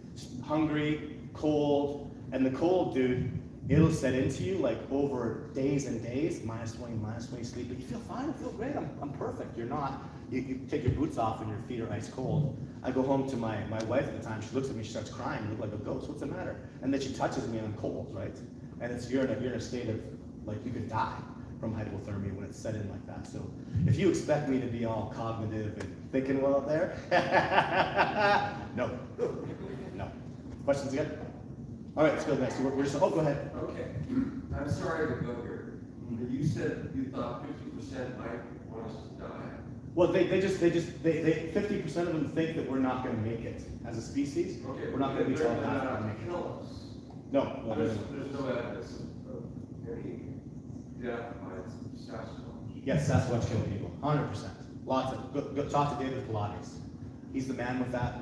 I don't study grizzly bear attacks because if I go study that, if that's my frequency, it's probably going to happen to me. I study on how to stay safe with grizzly bears and what to do to make sure that I safely coexist with them. Same thing with Sasquatch. And lots of people, I've been presented with a lot of evidence. Of course they kill people. People are crazy. People do crazy stuff. There are Sasquatch that have been shot at, their children have been killed by people. What would you do if your child was killed by a person? Right? And they're massively, like, they're strong, they're aggressive, they're hunters, they're killers. Like, they have a killer instinct that most people don't understand. They put their hands on elk and break their necks and kill them. They take the life, they don't use spears, or even if they did, take a rocket and crush its skull. And do you understand they love the elk? They love elk. They love deer, and they kill them and eat them. We don't have that mentality where you, I love my chicken, you break its neck and then, to eat it. Most people can't really think like that. So I understand what that murderous killer instinct that they have, because they're wild. They fight. They live by survival of the fittest. If their child's not strong, it dies. If you do some stupid crap, you fall off a cliff, you're dead. Like, we don't have those parameters. My little girl was born prematurely 7 months, and they used medical interventions to save her, or she wouldn't have made it. I'm pretty goddamn happy about that. I love my girl. So I appreciate, and that's what had to happen with this discovery process. A lot of Native people, and there are people that are really probably even maybe better with the Sasquatch than me. Their issue is they hate civilization, they hate technology. I love my comfy bed that I sleep on. I don't have to worry about a bear killing me in the night like I do out in the wilderness, right? I love chefs, I love this theater, I love that we have this technology, I like my damn phone. But there's a point where you can overdo it, right? What I wanted to say with that, though, is somebody that had to come into the discovery that loves civilization, I love humanity, and I love nature. And it's the light of both worlds that can bring them together. If you hate your people and hate civilization, and you're part of it, you can't. How can you bring that to the Sasquatch? You understand it just won't work. So that's me. Todd, you've been in Oregon a few days. Do you Yeah. think we have a healthy population of Sasquatch? Oh, I don't think. There's no doubt about it. I mean, that terrain I was flying over, oh my God, it's beautiful here. And then, I forget his name, Paul that filmed the Sasquatch, really cool dude. He's got footage. Paul Freeman, yeah, thank you. Paul Freeman was a very passionate Sasquatch researcher. I met his son, I saw his son's presentation.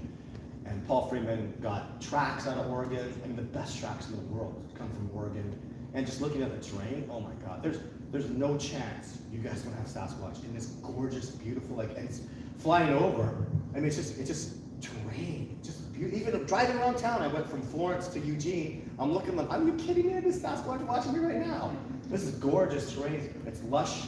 You guys must have black bears out here, right? Oh, lots. Yeah. So I mean, that's really. If you got black bears, there's a very good likelihood. Well, you can have Sasquatch in black bear habitat, right? So remember that, Nicole, when I take a hike tomorrow, they do have black bears. Lots. Very many. Yeah, good healthy population. Good thing about America, though, what I learned, so in Canada, we have preposterous, ridiculous gun laws, and people die because they don't have guns all the time, especially in villages. It really pisses me off. Done with that.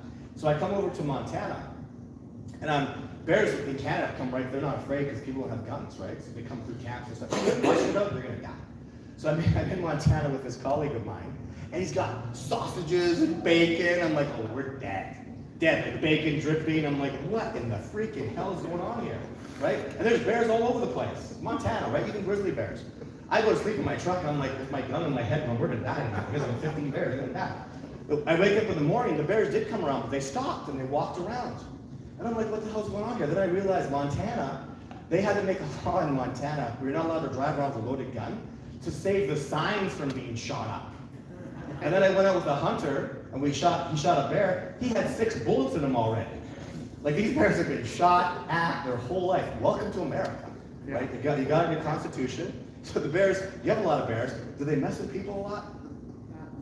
Not really. In Canada, yes, a lot. They kill people every year. It's in the news quite a bit. It really pisses me off.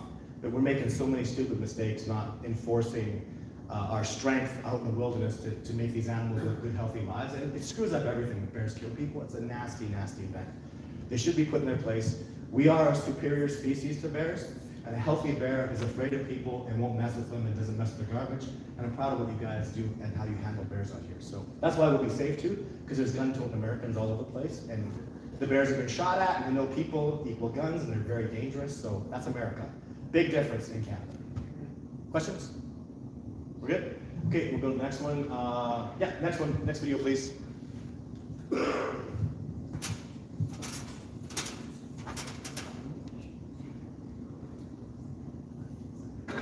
Just keep in mind, my God.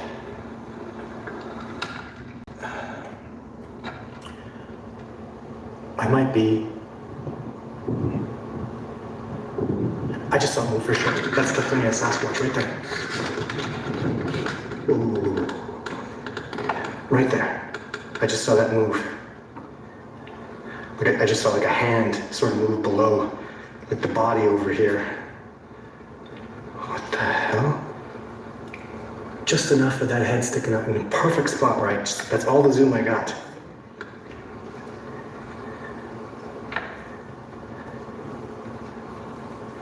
And now I'm hearing sounds over the left, over here. I just heard like a boom boom. I mean, that's a Sasquatch sound. I could be staring right at it. Are you looking at me right now? This is crazy. Right there. Damn, I wish I had more zoom or something. See how it's even moved? It's moved. Just a little bit. I'm sorry, my hands are shaking right now.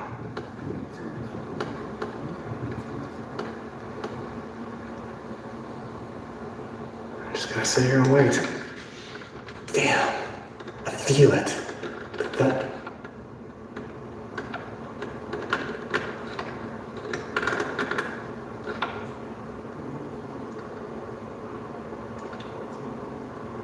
There's so many strange sounds.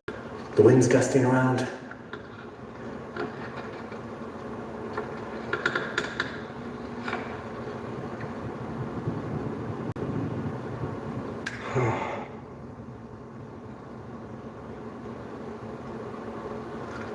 Well,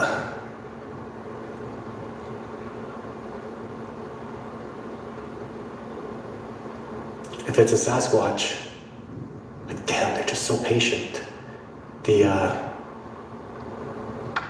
don't know why the hell, what the hell is that could be? That's all the zoom I got right there. It seems like it's lower now. Like those are eyes peering at me right now.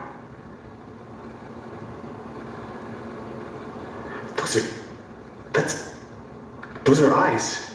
I mean, you can see it clear. That's a Sasquatch right there. Look, his head's turning. I'm trying, like there's glare on my screen, but right there. He's looking right at me. And I saw him, he's looking over here too. What the hell's over there?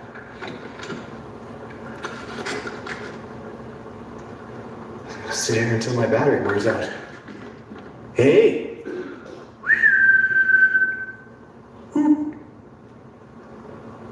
Are you interested in my gift?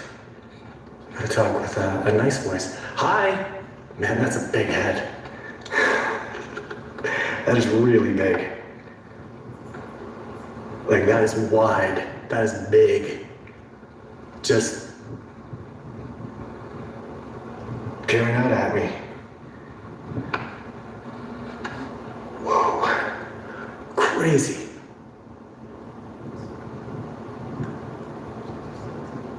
Okay, I'm just gonna switch batteries. Still there, like I'm in a standoff with a Sasquatch right now. See this? I have all this between me. And there's nothing to it but to get over there. That is like a face looking at me. I'm sure of it. Is that a face looking at me? I'm looking for this little viewfinder. Looks like he's looking right at me.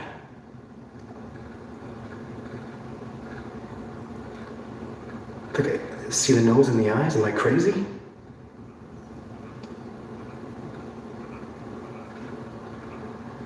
I zoomed in, all I got, 100% zoom right there.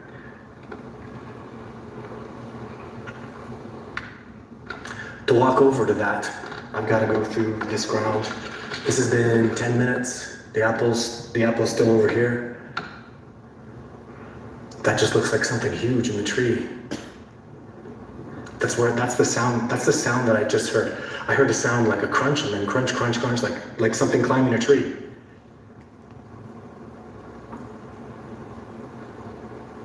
Who's ever done this before? You pull back and zoom.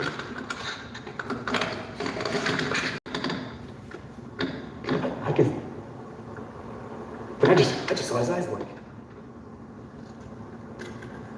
Who's ever done this before? I've never done this before. Look, right in the background, right there. There's a Sasquatch up in that tree right now. Hey! Like I just saw his eyes blink. That's a Sasquatch right in that tree right there.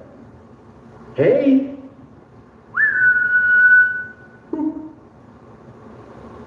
He's just staring right at me.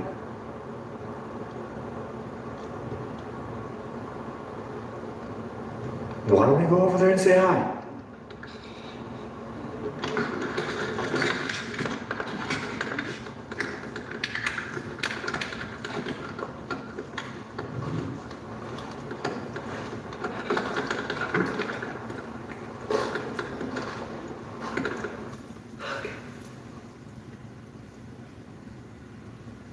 There's that apple.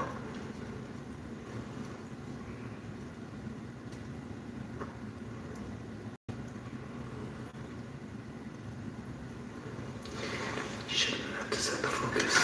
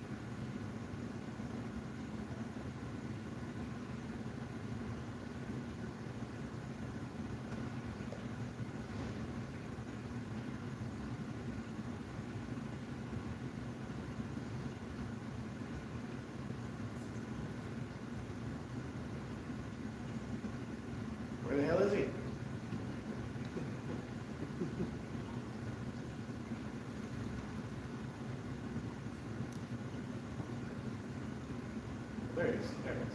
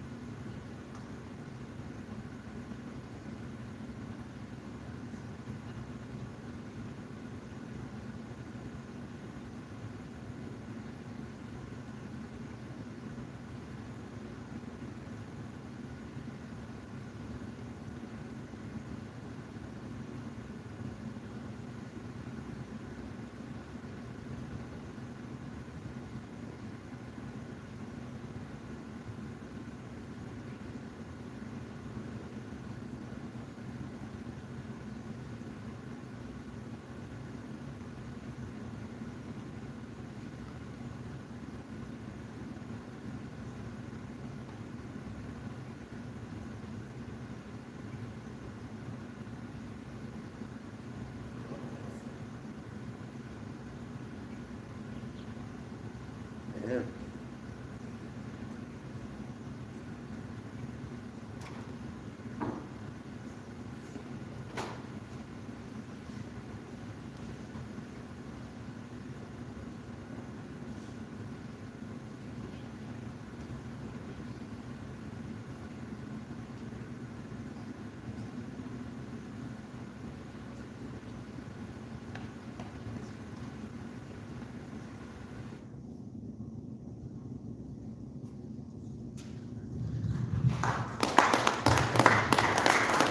That's video 9 with the selfie one. Hey, who's ever done this? Let's go see a Sasquatch. And then video 11. And then Paul's footage, the Calandrino footage. Or sorry, video 9 and 10. If I get my numbers right. And then video 11, we'll show that in a second. So that footage has to be analyzed. I'm going to put that up to the public. It'll be released in the next. So my documentary that was Discovering Bigfoot Part 2 is actually going to be a 6-part series. Netflix wanted to separate it up. So they'll be playing that, and you'll see that. It actually comes out in April, and they'll start playing that stuff. So questions about it? Yes? Is there more than one acid left? No, I don't think so. I don't think so. Has the analysis really been done? No, it's just me on my computer looking at it, right? When the experts start looking, it looks weird at the end, right? Like it's coming down, there's some stuff going on. And then Paul, and Navy SEALs and snipers and all my colleagues, I do this to everybody. I did this to Paul this morning. I go ahead, Paul, and take, so an apple's on a branch. Do this, do an experiment. Just put an apple on a branch. Every single person, if you put it on a branch like that, they do this. They take it like this, or they take it from the side. And I'll tell them, I say, you're not gonna do it like the Sasquatch, do something different. And every single time they grab, what the Sasquatch do, he went underneath and popped it off, took it, right? So nobody does that. Everybody's instinct is to, and look at the difference. This is a human, and this is that Sasquatch. Comes in like that. That's the stealthy way to do it, right? They're just instinctively so good. So, and that Sasquatch is he's a young male. He's been badly injured. He's fallen off a cliff. That's why he's known to the native people. Years and years ago, he fell off a cliff, and they heard the whole ruckus of the fall and the landing. So his whole side, I think it's his right side, his foot is all injured and busted up. And you can see it the strapway, and his hand's all messed up too. He fell on his right side off a cliff. And now he walks around crippled. So that's why I was dealing with him that day. The other Sasquatch weren't around till later. And that family is part of the family that doesn't want me to ever go after. So I'm done with research in that spot. It's on, a native man goes out there and they like him and appreciate him. They just don't like me being around. So questions about that footage? Yes. In a second. I just got a comment. It's watching that, it's eerie how quiet they can freaking make. I mean, my microphone, you know what I did? I turned up the audio. Yeah. I mean, if someone did try to recreate that, like in a suit, there's no freaking way they could even come close to being that quiet. Yeah, it's pretty awesome stealthy movement. Yeah. Even like he's looking, are you really gone? Because I'm actually kind of trying to be sneaky, and that was my last apple. I had 12, and that jerk was getting them on me. Like I literally just, I put apples up, and I take one step out of view of the apples, boom, crash, go over, apples are all gone. You'll see it in the movie. I was pissed. I was like, this is my last apple. He's not taking this one. Even he wanted that apple when he was in the tree. And I'm there going, I'm just gonna stay inside. Go ahead, take it. He wouldn't. He's like, he's just there chill, doesn't even do nothing. They didn't even budge. As soon as you go, I'm gonna get that apple. Screw you. I don't even care if you can see me. Or can you really? He doesn't think, can you really see me? It's just a bump or something, right? And you'll see in the documentary, as soon as I got up there, he backed off. There's a track on the ground. It's pretty spectacular. The tracks that the young gentleman was asking about, you'll see them in the documentary. And yeah, you got a question over here, guys? Yeah, I noticed you saying hello, and I'm running away. I noticed you hooting out. Yeah. You whistle. What Can't other do it. things do you do to actively, vocally, or whatever? Do you ever sing? No, I'm terrible at that. Survival What methods. if, even if you were, would that be a good thing to do? Well, I played music for them. I've done the whole gambit. And this is what just works for me. Put up apples, go track, love nature, learn. There's always stuff I can learn. Always stuff that I can learn. This year I learned about sheep mushrooms, and apparently they love sheep mushrooms. That was part of the emotional thing that I learned, is when they taught me about sheep mushrooms, I felt that they were very passionate. They loved those mushrooms. And I felt that powerful energy. Does Nicole sing? Nope, she does not. You sing?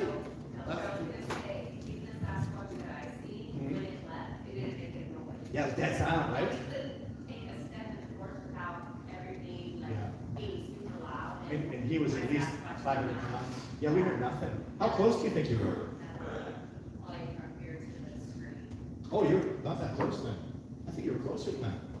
30 yards, 20 yards? I think 20 yards was pretty close. Yeah. Other questions? Yeah. Did you cast the trackway from that scene? Oh, from here? It was in the sand. No. And to go around with casting material, holy crap, dude. Like, I'm carrying my survival gear. Casting material is at least 15 pounds, and then you gotta get water. And there was no water around there. So and then even like getting a track, it's such a pain in the ass. So I just, Jeff Meldrum, who just recently deceased, if you don't know, he's passed away. Just had the most incredible track evidence. If you want tracks, just go see Jeff. That's his area of expertise. He's amazing with that. And then just this year, somebody came up, cast some tracks that I've had for a couple of years. They actually turned out very spectacular. I'm just not a track guy. Just not my thing. I'll get videos and show people tracks. Actually, I would like a beautiful substrate track one day, like dermal ridges. If I see dermal ridges, I'm covering that thing, and I'm gonna. Let me tell you this. This is awesome. I had a call who paid for the Discovering Bigfoot movie. He paid for it all to get done. And his only request was a track. So I spent years being cat and mouse. I'm a mouse, they're the cats, trying to get them to walk on the substrate.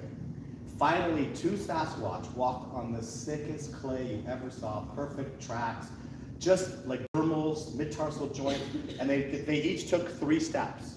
I was on that mountain, I went back for those tracks, and I went Jim Carrey. Whoop, whoop, I'm Canadian, right? Yeah, baby, yeah. I was dancing around, I got the track, yeah! All I have to do is go down the mountain, get the casting material and water, and come back. I take pictures and everything. I'm stoked. Carl's gonna be impressed. These are the greatest tracks I have ever seen. Beautiful. So I go down the mountain. This is probably takes me 6 hours. Go down and come back with all the equipment. And I'm looking and I can't find these tracks. And I know where they are. But I'm looking and it's freaking landscape. There was no tracks. I'm checking my camera and there's a log and debris where they were masterfully covered. And I sit my ass down and I'm like, what the fuck? And I hear this. Hey! You know what he said? You're not getting my tracks, bitch. Because I did that whole thing. I was dancing on those tracks. The only problem is taking the pictures. You'll see my footprints all around them. I was dancing I was it's years and years of hard work, right? And then they covered them up. And they covered them up oh my God, masterfully. And that's where people ask me, are Sasquatch funny? Yeah. Did you hear that? Hey! It was like, screw you, bitch. I mean, that was funny, hilarious. It made me laugh. And then I got back to a few years later. So my dad's passed away.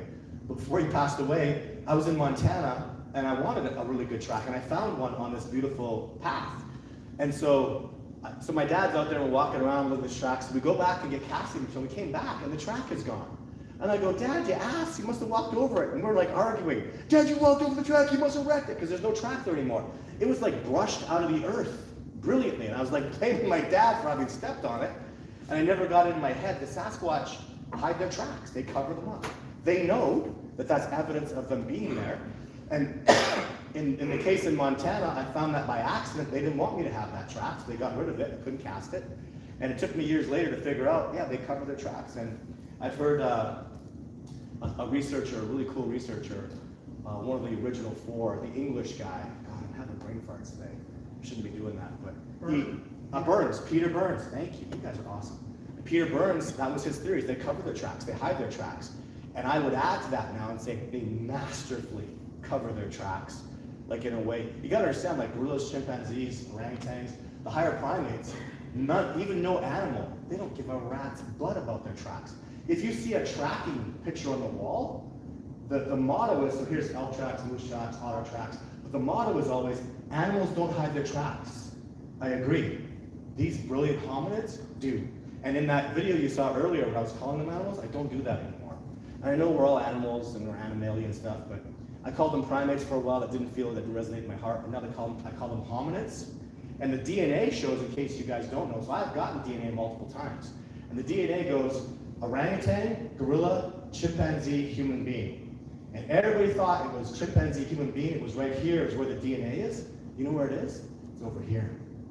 They are a more advanced hominid than us. Well, what are you talking about, Todd? Well, if I took a survivor of mine out, who's a personal friend of mine, loved the dude, and threw him out in the bush and told him to survive without any technology, he'd be dead in 2 months, most likely, dead. He can't use technology, he's toast. If I did the same to him, to a Sasquatch, in the harshest environment, I could come back in 2 years, he'd have his big feet up, chilled out, with a big fat belly, going, next. Who's the better, more advanced hominid? In the DNA, it shows that. And I'm telling you, spiritually, mentally, emotionally, and physically, they are superior. The other one that's life force, energy, sexuality, you can figure that out on your own. Well, on those 4 levels, in a scientific paper, I can prove they're significantly superior to us. And that's why this discovery is really, it's more of an internal spiritual journey. And I learned that from Diane Fossey and Jane Goodall and Rudy Gattigas, the greatest primatologists that have ever lived by far. They've done things that just have changed the world with gorillas, chimpanzees, and orangutans. And they made it personal, and they made it very spiritual. And I'm applying that to the Sasquatch. And my expeditioners will tell you, definitively, it's massively, look at this, nobody's even doing such a bad job with that. It's totally about spirituality and connecting and rising up your frequency as a human being. So, another question? Yes?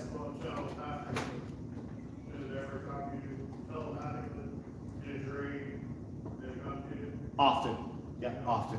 What about, have you felt telepathy from them, Paul? Yes, when I heard them walking, I heard them say, this is not good. Ah, isn't that cool? How sure are you heard that? 100%. Right? So, Nicole, telepathy? Right? How cool was that, right? So we found a rock stack, and she was thinking rocks, and then Amy was having stuff. Yeah. Yeah, we found the sickest rock stack, like a Inukshuk I've ever seen, in an area where people don't go. Hopefully it's still there. I think it's built so well that it will withstand the snow in winter. It's so spiritual. Actually, I have another cough drop. It's spirituality is the way. It's absolutely the heart and soul of this. That's why now too, I'm building up multiple Discovering Bigfoot centers. In the next 10 years, there'll be at least 15 Discovering Bigfoot centers across the world, Australia, Russia, and mostly in the United States and Canada for sure. Because this knowledge has to be passed on, and that, again, it's not even an example of expedition. This is so important. I tell this to my expeditioners a lot. One man wants to come on an expedition, his wife is like, there's no such thing as Sasquatch, this is absolute horse manure, you're not spending money on this. Finally, he broke her down and he did an expedition. So he goes home. 3 months later, this wife calls me and she goes, I don't care about Bigfoot. And she's teary-eyed, but I want to tell you something. My husband's a better husband, he's a better father, he's a better worker, he's just such a better man. I always dreamed he could be like this. I don't care about Bigfoot. My husband's coming on an expedition with you every year because our family is better now. You've changed his life. You understand, Paul? Yeah. Nicole? Yeah. Every single one of my expeditioners. And is it Bigfoot? Did he see a Bigfoot? Nope. Did he have a live interaction? Nope. But his life changed.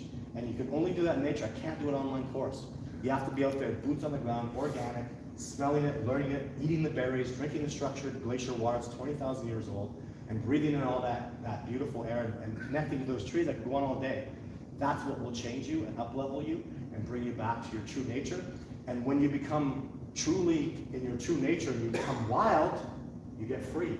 And freedom is everything to me. And I think as Americans, you all should understand how important freedom is. I hope, because I really believe in that more than anything. Freedom is so important, and you can't be free when you're domesticated.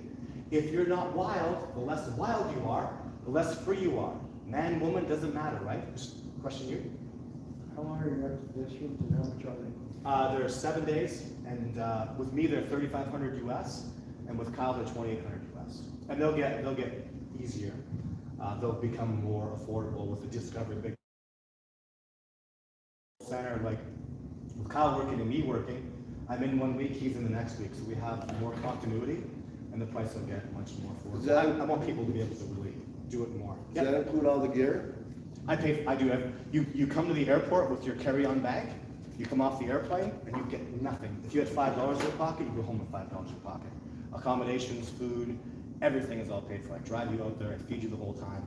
And nobody ever starves on my expeditions. There's plenty of food, organic, really good. I can't feed you Doritos and I can't feed you crap food and expect you to up-level and change your whole life. Everything is organic, everything is natural, everything is very, very expensive, because you have to go out there and cleanse physically, mentally, emotionally. You have to change. You can't go home the same person, and nobody does. If you do the whole expedition, I've had 3 people quit out of I've nearly done 100 people on expedition now. 3 people have quit, gone home, and preposterous reasons. I'm allergic to dirt, dust. Oh, okay, you should go home. Right? You shouldn't have been here. So, yeah, go ahead. What's the longest expedition? A girl from Texas who was 14 years old, sweet potato from Texas. She came down with her daddy. They did an expedition. It was absolutely amazing. My son came out when he was 14, and then in English, I did a father-son team-up expedition with my father, with me and my boy, and an Englishman and his son, and they were both 14. So 14 is the youngest I've ever done. And on a real Bigfoot expedition. David Avocado Wolf, who's kind of famous, he came out with his wife's cousins, and nieces, and nephews, and they did an expedition with him. That was not about Sasquatch. We were out there just in nature, cutting things down, having a good time. And my protective instinct is roll right through the damn roof. I can't be a good guide when there's kids running around, and I have grizzly bears and mountain lions, all things. I'm just like, it's a whole different world when I have to protect children. With expeditioners, I don't know, like Nicole followed me, like Paul, like people follow me, they trust me, they know that Todd Standing guy, he's winning. They have like a thing where they go, I have a certain trust for you. And I think by day 3, you really get that I damn well know the whole like I'll tell you what's where, how, what the squirrel's chirping about, why the chipmunks are doing that, the grouse, like you'll see things, even like a bear comes around, and I will own that SOB. Like I'm gonna put him in his place. And people will see, like that was an 800-pound grizzly bear, and I will he better goddamn listen to me or I'm eating his liver tonight. Like you have to be so strong in your power like that, because they'll look at you. You know how they look at you? They keep that, are you really? I'm you. I'll pull this gun out and you will meet God. Like you can't be indecisive because they'll get you. They're looking for a chink in your armor. And so you have to have that feeling when you're out there, guiding children. It just goes up because they'll do a little dumbass thing and take off. And if anybody ever got harmed on my expeditions, I would be done. I'd quit forever. I actually know the Sasquatch helped me take care of people because I've done impossible stuff out there. Like people die on expeditions like what I would do. You're going into a rigged area where all the bears are terrified of me. And the mother bears are teaching their cubs, you smell that guy? He's crazy, run! He's a nutcase, he'll shoot at you, he's a nut, he's crazy. They think that way and feel that way about me, and then they live a safe, good life. They found last year, Fish and Wildlife called me and goes, you know what? Every bear that comes past your research area, within it's a 100-kilometer range, 0 attacks since you started living there. No mountain lions and no bears attack anybody that come through your territory. It's gone from 5 or 6 to 2 to like in the last 10 years, 0. They go, what are you doing out there? And I'll teach you guys. And all those bears are healthier and happier and they do better because they're not eating garbage and they're not looking at people's food sources. So if you're offended by my attitude, that's nature, man. The wolves, they own it out there. They're the apex species, the known ones. Not above Sasquatch, obviously. But if you saw how they function and how they take care of business out there, it's just nature has no sympathy. If you're weak in any way, they're going to find you, they're going to get you, and they're going to give you food. And this attitude, you have to have that as a person out in nature, so it's really important. Did you have a question over here? Yeah. Go ahead. I just wondered, is the Northwest like a localized area for these species? No, they're in Florida, they're in Texas, and I know it for sure. Like I've been down to Texas. There's some rangers that invited me down there. A man who's famous for doing some stuff with Mexicans, and then the last half of his life he studied Sasquatch. I saw his book. Oh my God, like Nicole and Paul, tree breaks, in alignment track, mid-tarsal joint. It stick people, but they asked me, what do you think of this? That dude knew Sasquatch. He died in like 1930. They have a statue of him up at a roadside turnout. And talks to us, says he did this, he's all this hero, and spent the last half of his life studying Sasquatch. And I saw his little book that he wrote. Oh my God, like he was. The problem is he never really went public. Because as a hero Texas Ranger, he could have made massive changes, but he kept really quiet. He was kind of ashamed of his work. And then the book kind of came out, his wife put it out. He should have made that public. He should have been talking more. That's what I won't do. I'm going to tell people, I'm going to talk about Sasquatch. Because everything what the hell's the point of me doing all this crazy stuff if I'm not out here saying, don't do that. I'll kick your ass, I catch you at the bush doing stupid stuff like that. Like, don't do that crazy crap because it's less success, it's higher risk and low reward. I'll teach you how to do it right so we're not out there risking our lives in a stupid way. You know, thousands of days wasted when you could stand on my shoulders and I'll give you that evidence. And then my life and the crap that I did is not wasted because I would feel like a waste otherwise. Does that make sense? I wouldn't want to keep it in. So you have a question? Yeah. I hate to keep harping on the music, but have you played music in the wild? Survivor Man did. He plays the harmonica really well, and that brought him good success. The harmonica, Who is this? Les Stroud, Survivor Man. It's not in the episode, he took it out. But on a day where a Sasquatch came around on episode 1 of Survivor Man Radio Bigfoot, he played the harmonica and they loved it. Now, and passionately. What do you think? I don't know if you would know. If you came up there with a boombox or something. I've done that lots, yeah. I did that lots. You did? It's not really. I had a day where I had some really wealthy guys on expedition, super wealthy dudes. Yeah. And one of them goes, Peps, because the last day, Todd, and we had an interaction, I want to see a Sasquatch. I'll give you $50,000 cash if I see a Sasquatch tonight. And I go, whoa. The other two men, I'll match $150,000 cash if I see a Bigfoot tonight. I pulled up my speaker and I played Enya. Oh yeah, yeah. And I went dancing around the bush, and they filmed it. Nothing. But really, even what that should illustrate to you is doesn't matter how much you pay me. I can't force this. There's nothing believe me, if I had a buddy in the bush, I'd be like, dude, tonight, wow, you're going nuts out there, dude. You're dancing backwards. I want you to moonwalk down the trail on video, because I'm going to give you 20 grand. I gave you 20 grand, right? But nothing happened. What? Enya, but what if it was Elvis? I don't know. You know, I would like to make a gentle suggestion, but I would just like to make a gentle suggestion. Sure. Try Elvis. I think you should try Tony Bennett too. Gotcha. I'm more of an Elvis man for sure, not so much Beatles. Okay, then I wonder maybe Sinead O'Connor or some of these Irish. I think that kind of yell. Yeah, sure. So that it's kind of a cry, you know. I'll do that on the girl expedition. We'll go crazy.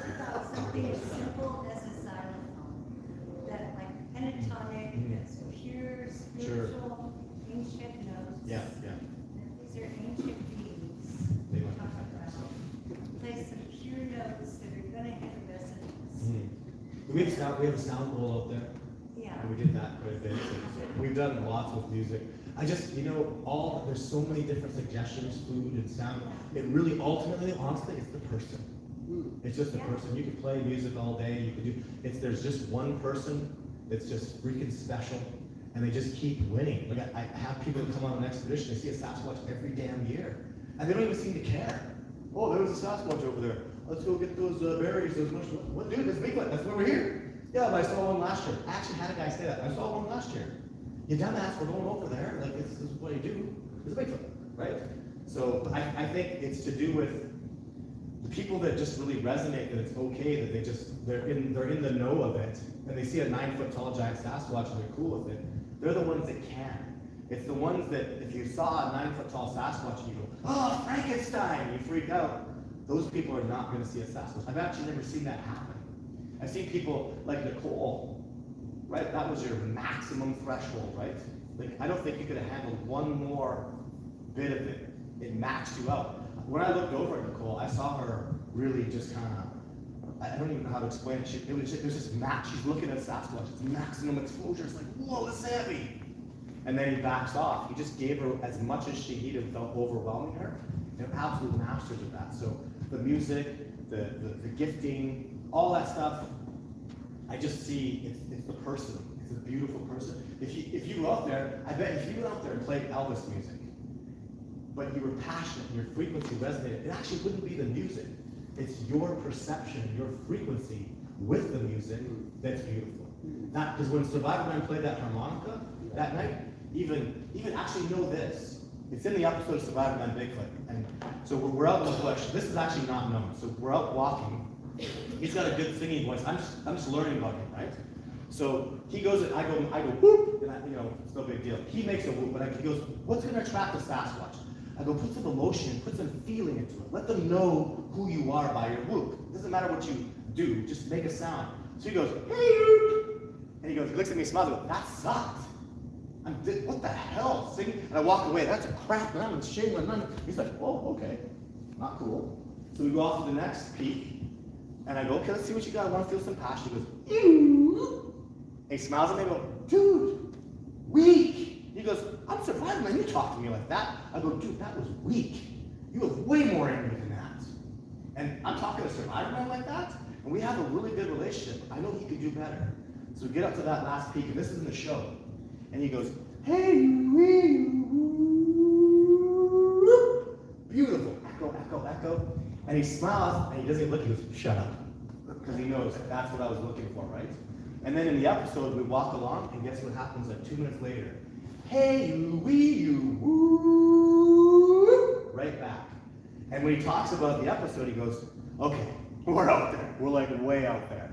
How did Todd get a guy out there to whoop exactly the way I whooped, just perfectly and blah, blah, blah? He goes, like, it's impossible. He knew it was a Sasquatch. I knew it was a Sasquatch.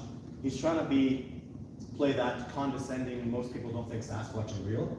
So he's trying to, appeal to that audience. He knew what it was. And I'll tell you something else that you can't talk about on camera, though. The sound that the Sasquatch made back was 10 times louder. Somebody would have had to been up there with a goddamn megaphone or a set of speakers and had recorded his sound, and then because it was identical to what he did. And when I found out 2 weeks later when I went back, the Sasquatch heard it in the valley, and he ran up a mountain.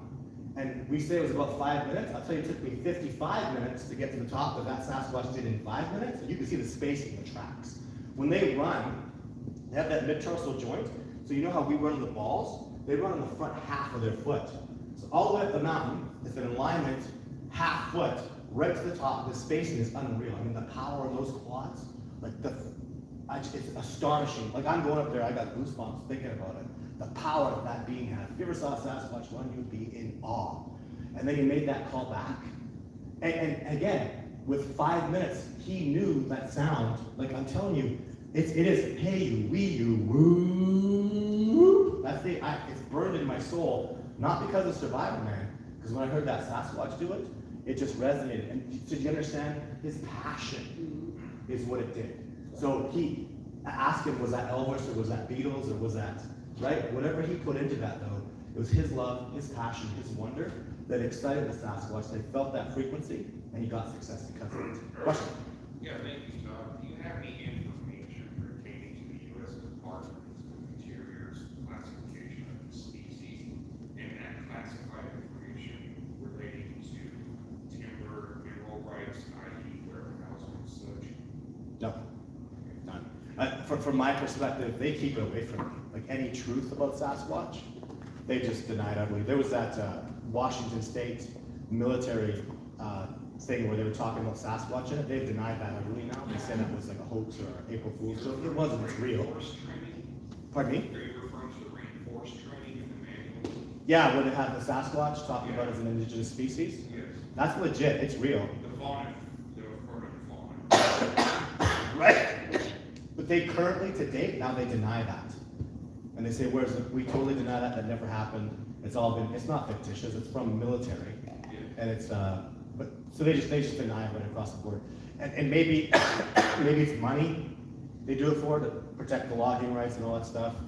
I don't know. That's not my business. The business, what I know is that Sasquatch is real. They exist, and the discovery is happening. And if I have to kick down their doors, I don't care. I think a lot of people earlier recall the spotted owl did like in Right. the early 90s. Right.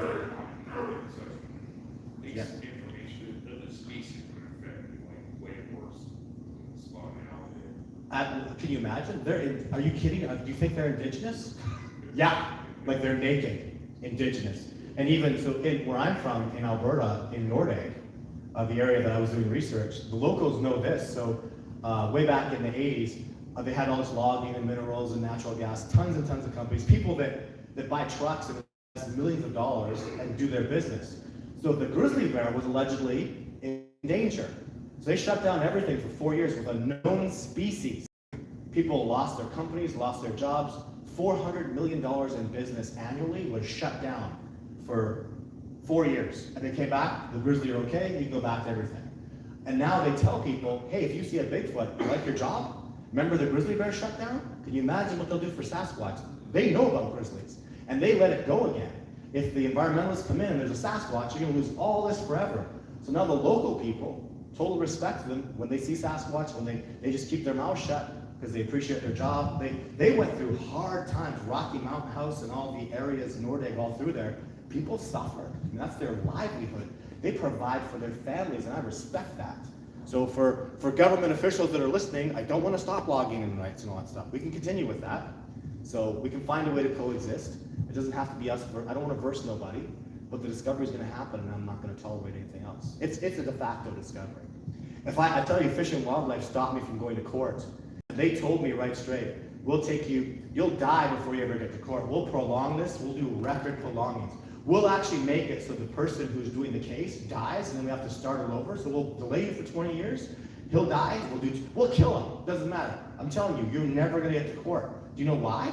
Because if I took this to court, I would smash them. Can you imagine if I was in British Columbia, if I did a call out, hey, anybody who's definitively seen a Bigfoot in British Columbia, come testify. What, 50,000 people would show up, right? And I'm talking people that swear on a Bible and tell you how if you had 50,000 people show up for a murder, and then I had DNA of the murder, I had fingerprints, I had dermal ridges, I had tracks, I had video evidence, I had a man going, not only do they exist, but you see these videos? I've taken multiple, I'll take you out and show you a Sasquatch. If you had that in a murder case, done, over, beyond a reasonable doubt. Are you have worked with Justin Smale or any of the researchers that have worked with him? The authorities gave him a hell of a time. I know a little bit about Justin, not much. He's been kind of gone for a long time. Yeah. Yeah, and in the time I had a little bit of dealings with him, it didn't work out very well, unfortunately. But total respect to what he was doing. So yeah. Somebody else said? Yeah. Do they have a certain scent? Oh yeah. Smell? Yeah. Oh, 100%. I compare it to, so I did research behind the scenes with gorillas at the Calgary Zoo. Very similar, a little different. Like I would say, actually too, you know what I learned from the gorillas? there's two kinds of smells these primates put out. There's the acute one that's sweet and happening right now. So let's say a Sasquatch is really pissed off at you right now. It smells like a sweeter smell.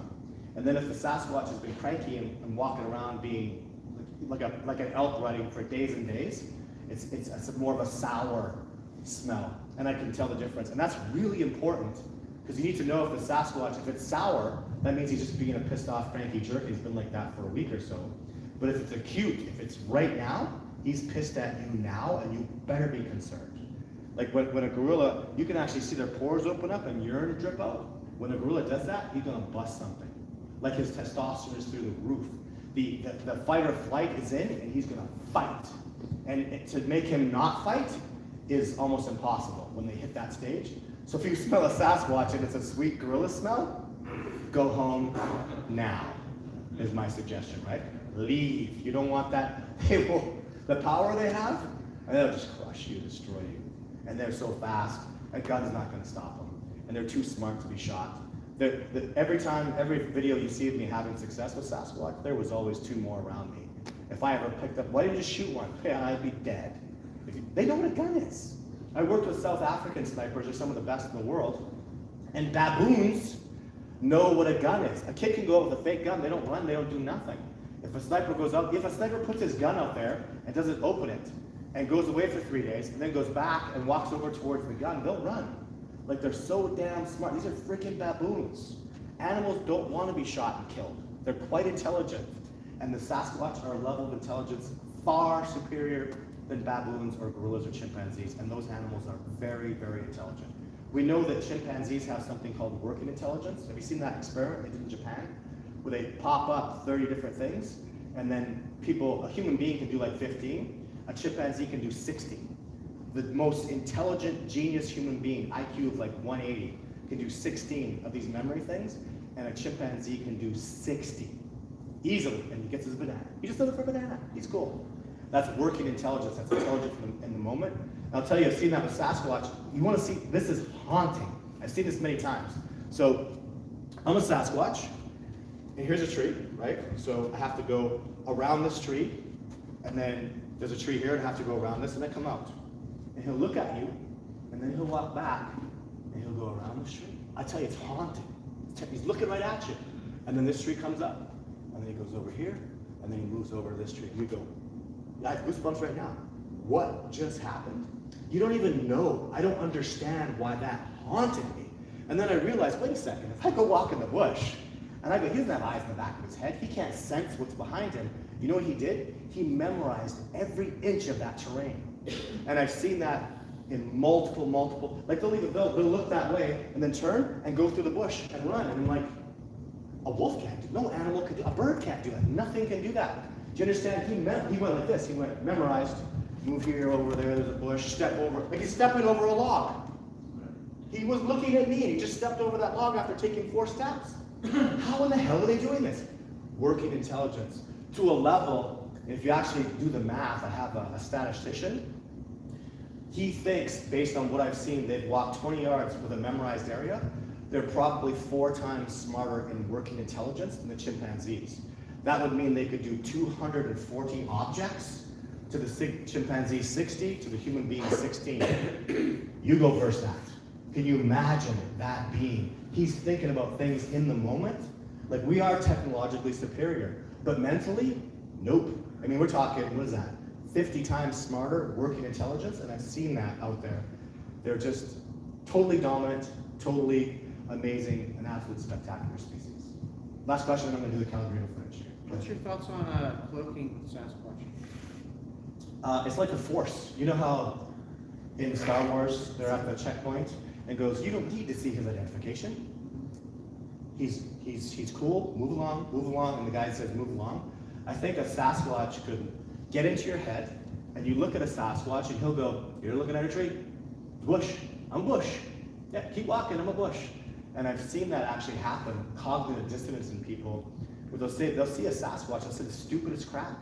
I had a guy come up to me, an expert hunter, come up, and I'm on an expedition, he goes, yeah, this Bigfoot crap is all garbage. Like the guy with stilts and the sandals that we saw earlier today. And I go, what did you just say? Well, a guy was wearing like a, probably a 300-pound backpack and he had stilts and he was walking through the bush. Where? Well, I don't know, like 20 miles. 20 miles that way is like mountains and bush. Can you show me this stilt trackway? And I go out there and it's the Sasquatch trackway. The thing he knew is the snow is, so it's 2 feet of snow, it's compressed right to the bottom. So in his eyes, and it's really far apart, you can't step that at all.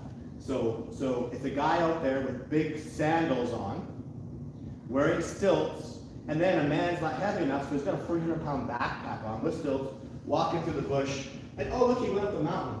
And you know what's over there? In about 1,000 miles is Alaska. And he came from nothing.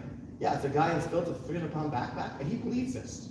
Oh yeah. In fact, I think I saw him. What did he look like? Kind of like a bear. You know, of the cognitive dissonance going on in this guy's head, can you just leave? Just go, because me and my expedition are going to go do some research. I will never be able to convince that human being. And so I guess that's just cognitive dissonance, but I see on expedition, someone will go, like, Nicole's going to see a Sasquatch, and then her husband goes, hey look, squirrel! And they're overlooking at a squirrel, and what? And suddenly I go to people, like with you, Paul, I go to a guy, I go, why were you so interested in squirrels? Well, I don't know, just suddenly I fell in love with squirrels. I just wanted to see it. And then he walks away, and then Bob goes and sees a Sasquatch. And I see that over and over. You saw it, right? Over and over and over again. They get in your head. And they've done it with me in a positive way. And even that's not negative. Maybe the guy liked squirrels, but he went over to the squirrel, and that dude was never going to see a Sasquatch, and he never has. And the other expedition did. They've done it to me. And I tell that to expedition, if the Sasquatch wants you, he's going to get you. He's going to find a way to make me go, oh, look at the pretty birds. I like crows today. And I'm going to look at the crows, and they're calling, and he's over here looking at a Sasquatch. Sasquatch takes an apple out of his hand, and it's just his energy that did it. It's not a song. It's just this beautiful energy. And when I talk to people, even when we go to Nia Bay and I talk to native people, I'll talk to them and they'll go, okay, I saw a Sasquatch and blah, blah, blah. And the difference with me is I'll go, okay, forget about the Sasquatch.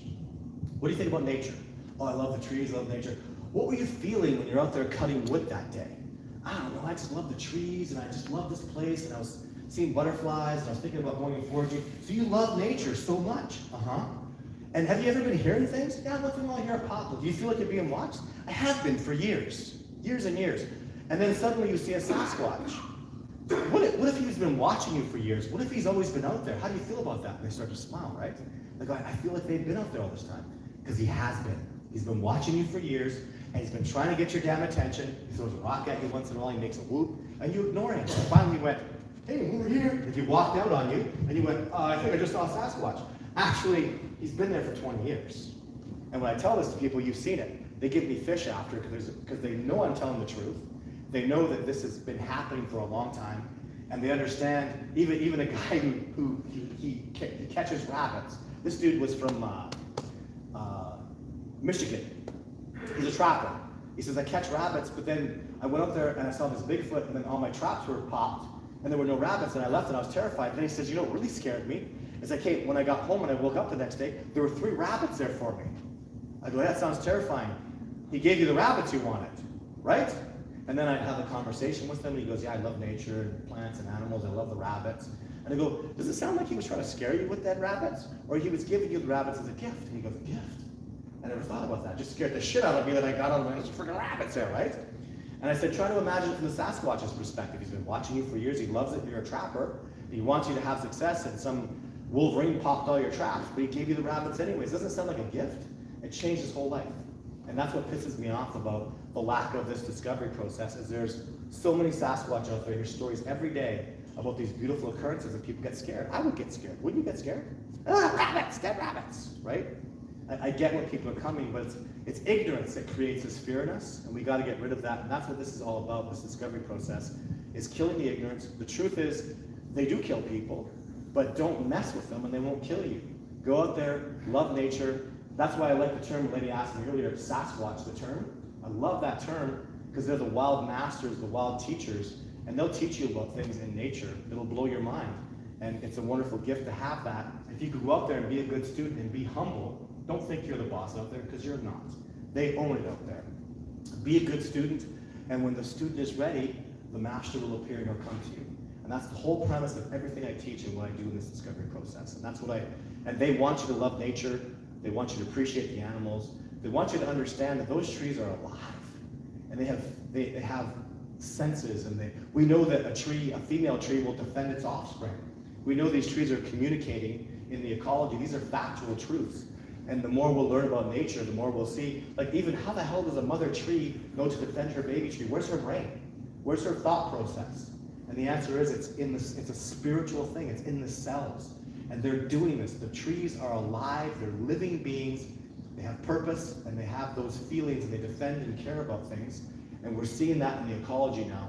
It's not dead, lifeless. Life is meaningful. It's got spirituality in it, and it's all around us, and not so much in these, when we separate ourselves with our shoes and walk around on cement. There's not good life. The cities of glass and cement are not full of life. They're scary places. If they shut the water off, people are going to start dying like flies real quick, and that terrifies the hell out of me. So, yeah, go ahead. Well, they actually have a method to photograph the aura of living plants.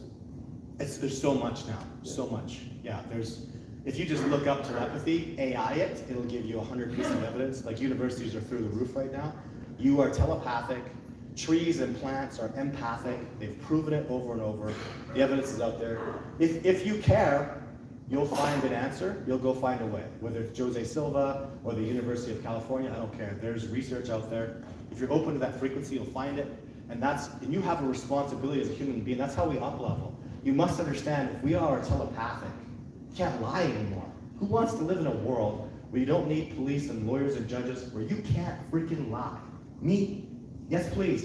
And that's what telepathy does. When we become fully telepathic, nobody can lie. Hey, you're going to commit a crime. You're going to break into that house? Get your ass to jail. I can see it in your head right now. Who do you think you are?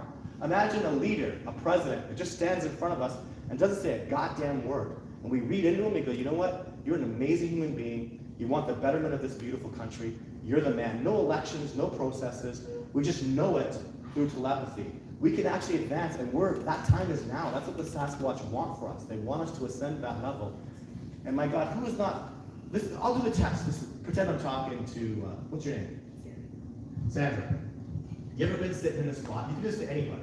You're just sitting and you're chilling out, and you don't hear anything, you don't smell anything, and suddenly you just go, you look and there's a person looking at you. Have you done that? Who has done that? Come on, I'm looking at you. You've never done that? You've done that, haven't you? Okay? You all have done it. How the hell did you know? Okay, did you smell something? No. Did you see anything? No. Did you hear anything? No. Why the hell did you look over there at that person? Why did you feel like you were being watched? And then you looked over there. And you say, what? Yeah, you know why? Because you're telepathic. And if I never work out, if I don't train, if I lay around and I'm lazy, I'm going to get weak. If you don't work your telepathy, you're going to be weak. Can you imagine if you trained your telepathy, if you worked it, you practiced it, you would get very good at it.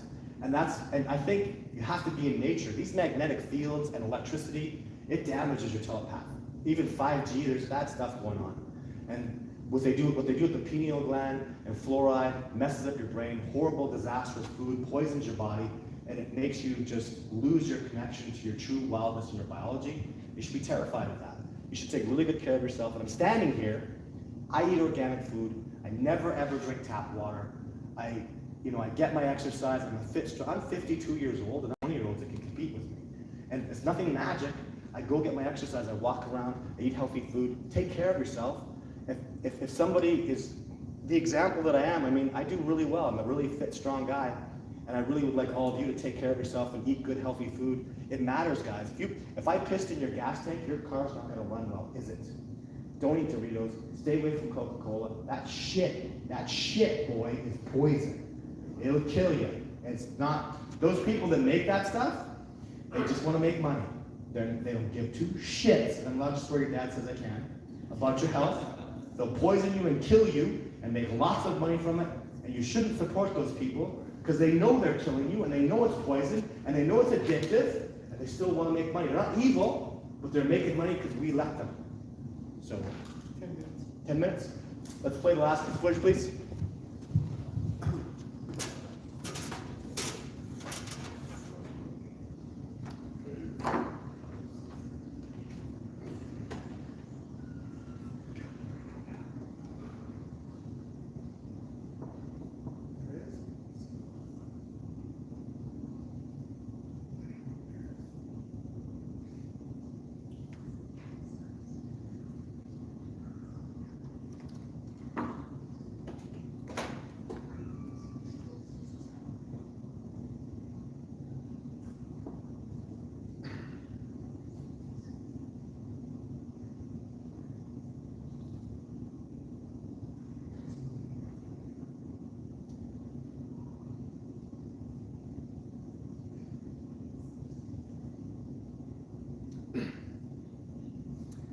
can't get past that goddamn branch. Damn it. Ugh. That's why there's no audio. I knew that 14-year-old boy was gonna be here, and I'm swearing like a sailor right now. That goddamn branch. So at the bottom is the chin, and the dark thing is the mouth? The nose, you can see where the nose is under the branch? In the eyes. And the two eyes right above? Yeah, Okay. I'm pretty sure it gets a little better. I'm gonna get this shot. That's that SX50 Canon. It's an excellent camera. There's the body of a Sasquatch. Here you see him moving. I mean, that's movement, right? That's body hair. The shoulder's pretty clear there. Number is So that's the right shoulder over here? No, left shoulder. I can't see the right shoulder. So that's its back? Is that it? I think, yeah, at that point, so that's it. So at that point, and back over. So this video is so raw, guys. I've done nothing. I just put it out there for you. So even on the YouTube videos that are online, I talk about, so when I'm there in the moment, I can tell you what's happening, and those videos are really good. I'm very explanatory. But what happened at that point is that as soon as I went around that big tree that was on my left, I went around the tree, and I knew that Sasquatch was on the ground. There was like a wah! I was like, whoa! And then I moved over after another one. He left, and I never got a shot of the big guy that was over on my left. So I just being owned again, right? But it's decent footage, and I think there's some clarity. There's a new program they have where it removes blurry. Oh my God, I put that on there. Whoo-wee! It looked good. And I'm gonna tell people I used AI an AI with 99% accuracy can make that clarity, and it does. I've tested it on myself. I put my face and it's blurry, and it makes it look just like me. So I'll show the program. I'm gonna show how it's successful with people, and I'm gonna apply it to that. And I'm gonna let independent people use ChatGPT and Google Gemini, because in case you guys don't know, you know what ChatGPT and Gemini, they're all saying? They look at my stuff and they go, unhoaxable is the answer. In fact, there was a technology that came out where you can see the pulse. In a human being, it picks up blood pressure and pulse, especially a pulse. It picks up a heart rate on you. They put it on Jane. This happened about 6 years ago. Me and 3 people did it with Jane. It came back as a perfect pulsating, resting heart rate on her. She was relaxed. And it shows that pulse on her. That technology was taken off the internet immediately. And I think it was because of my Sasquatch footage. And that just proves it. You can't have a pulse on a doll. And it was pulsating, the Jane footage, so well. So technology is going to completely vindicate every piece of evidence I have. And just so we're clear, the Patterson footage, statistically the odds. So what's happening in the Patterson footage, she's walking in alignment, which we don't know about any creature that does that. And she has a mid-tarsal joint on the foot. So now we know chimpanzees and gorillas have mid-tarsal joints. And we know that the hip movement from a Sasquatch, from the weight, would cause them to move in alignment like that, to stay in balance. So anthropologically, in the 80s and 90s, we proved it. But Patterson in 1967, nobody knew about mid-tarsal joints or anything. So I have 5 points, statistically, that they, at the time, was counterintuitive to proving that that Sasquatch exists. There's nothing moves in alignment, there's no mid-tarsal joints, and on, hip movement, everything. How did 2 cowboys in 1967 predict in the future these 5 things would become known to anthropology? If you do the math on it, 5 things. So first one is, let's just say it's 1 in a million. That's preposterous. It's like 1 in 10 million. If they did a 1 in a million, you know what the end result is? Do you guys know what a centillion is? It's 99 to the power of 100. So it's 1 in 1 centillion, the odds of them having faked that. Would you ever play a lottery like that? Nope. Because you know, if you played the lottery like that for 1 billion years, and you had 1 billion tickets, you wouldn't win. You'd have a 1 in 100 billion chance of winning. So do you think these dudes from California nailed that? Mathematically, I've proven that the Patterson footage is unhoaxable. Statistically, they couldn't have done that. And if you don't like math, you better not drive your truck home because it runs it. Don't go across that bridge out there because math built it. Watch out, that roof is coming down because if 2 + 2 doesn't equal 4, it collapses on us. We live in a world of logic and truth, and I've statistically proven with PhDs like Jeff Meldrum and a mathematician that can't be hoaxed through math. It's real. Right? They have a conversation 2 days ago on YouTube, that exact evaluation with the new technology that they've proven it. can't. That exact stuff you're saying, it's already on YouTube. And I think I'll publicly say it. The Patterson footage is the greatest piece of footage of all time. It is better than my footage in that it got castable tracks, the movement, the lighting was absolutely fantastic, and I have more to say about it, but that'll be another day. So questions? I only have a couple more questions. Go. How old was that last video? From 2023, about 2 years ago. Was it 2? Yeah, 2 years ago. It's pretty new. Paul said we could ask serious questions here. Tough one, he said. The Kubota, so a couple days ago, I watched your live stream, and you're talking about Kubota, Angry doing his eyes quickly. And you said, there's something Kubota did. I'm not gonna talk about it. Maybe I'll bring it up. So I thought maybe you meant bring it up here. There was something that happened. You're in the car doing a live stream in Calgary a couple days ago. God, you're kicking my ass here. What was it? Something and you're talking about Kubota. Yeah. And you said, I'm not gonna talk about it. You go, I'm not gonna talk about it. And maybe I'll bring it up. He beat the crap out of me and bit me. So when I went up that day, I don't want to talk about this, I'm very uncomfortable, but Ian Redmond, the greatest primatologist alive today, he's a PhD, works with the gorillas. He took after Dave Fossey was murdered, he took over the whole research site. I told him about what happened with Kubota. He's like, I want to hear everything, I want you to tell me. So as an example, so I thought I was being initiated into the crew, so these 3 Sasquatch took turns beating the crap out of me. And when Kubota was beating the crap out of me, one of the things he did, so the way he threw me and everything, Ian Redmond's telling me that's exactly what gorillas do. Like everything you're showing me, it's not public, you can't know this, and gorillas do that exact same thing. And one of the things Kubota did to me, he started biting my calf. After he picked me up and threw me, he dove on top of me, he started biting my leg. And I was in no mood to get my ass whooped, and I was really hurting and beaten and bruised. As soon as he started biting me, I squealed right away, and he let go. And Ian said, we actually teach that about gorillas. What will happen is, if they bite you somewhere, they'll take a chunk of your flesh off if you don't squeal. They want you to squeal. If you're playing tough guy, they're gonna keep biting you, and a gorilla can bite your leg, take a big chunk of flesh out. And he said, what you did and how you're telling him how the Sasquatch reacted is precisely what gorillas do. So I'm trying to become comfortable with that, but I think I sound like a preposterous meathead talking about how the Sasquatch kicked the living crap out of me. And it was a bad day that I went up there. And they were throwing me and whipping me around. They were fist bumping me. But also, I have to say too, they're being very cautious to not harm me. They could have torn me apart limb from limb. Everything I felt them doing, I felt like they were, like when can you imagine, he grabbed me by the ankle, I swung me over his head and threw me into trees. You know what I'll tell you? It was freaking gentle. As much as I've played with 6'8", 350-pound offensive line. I played high-end professional football in Canada.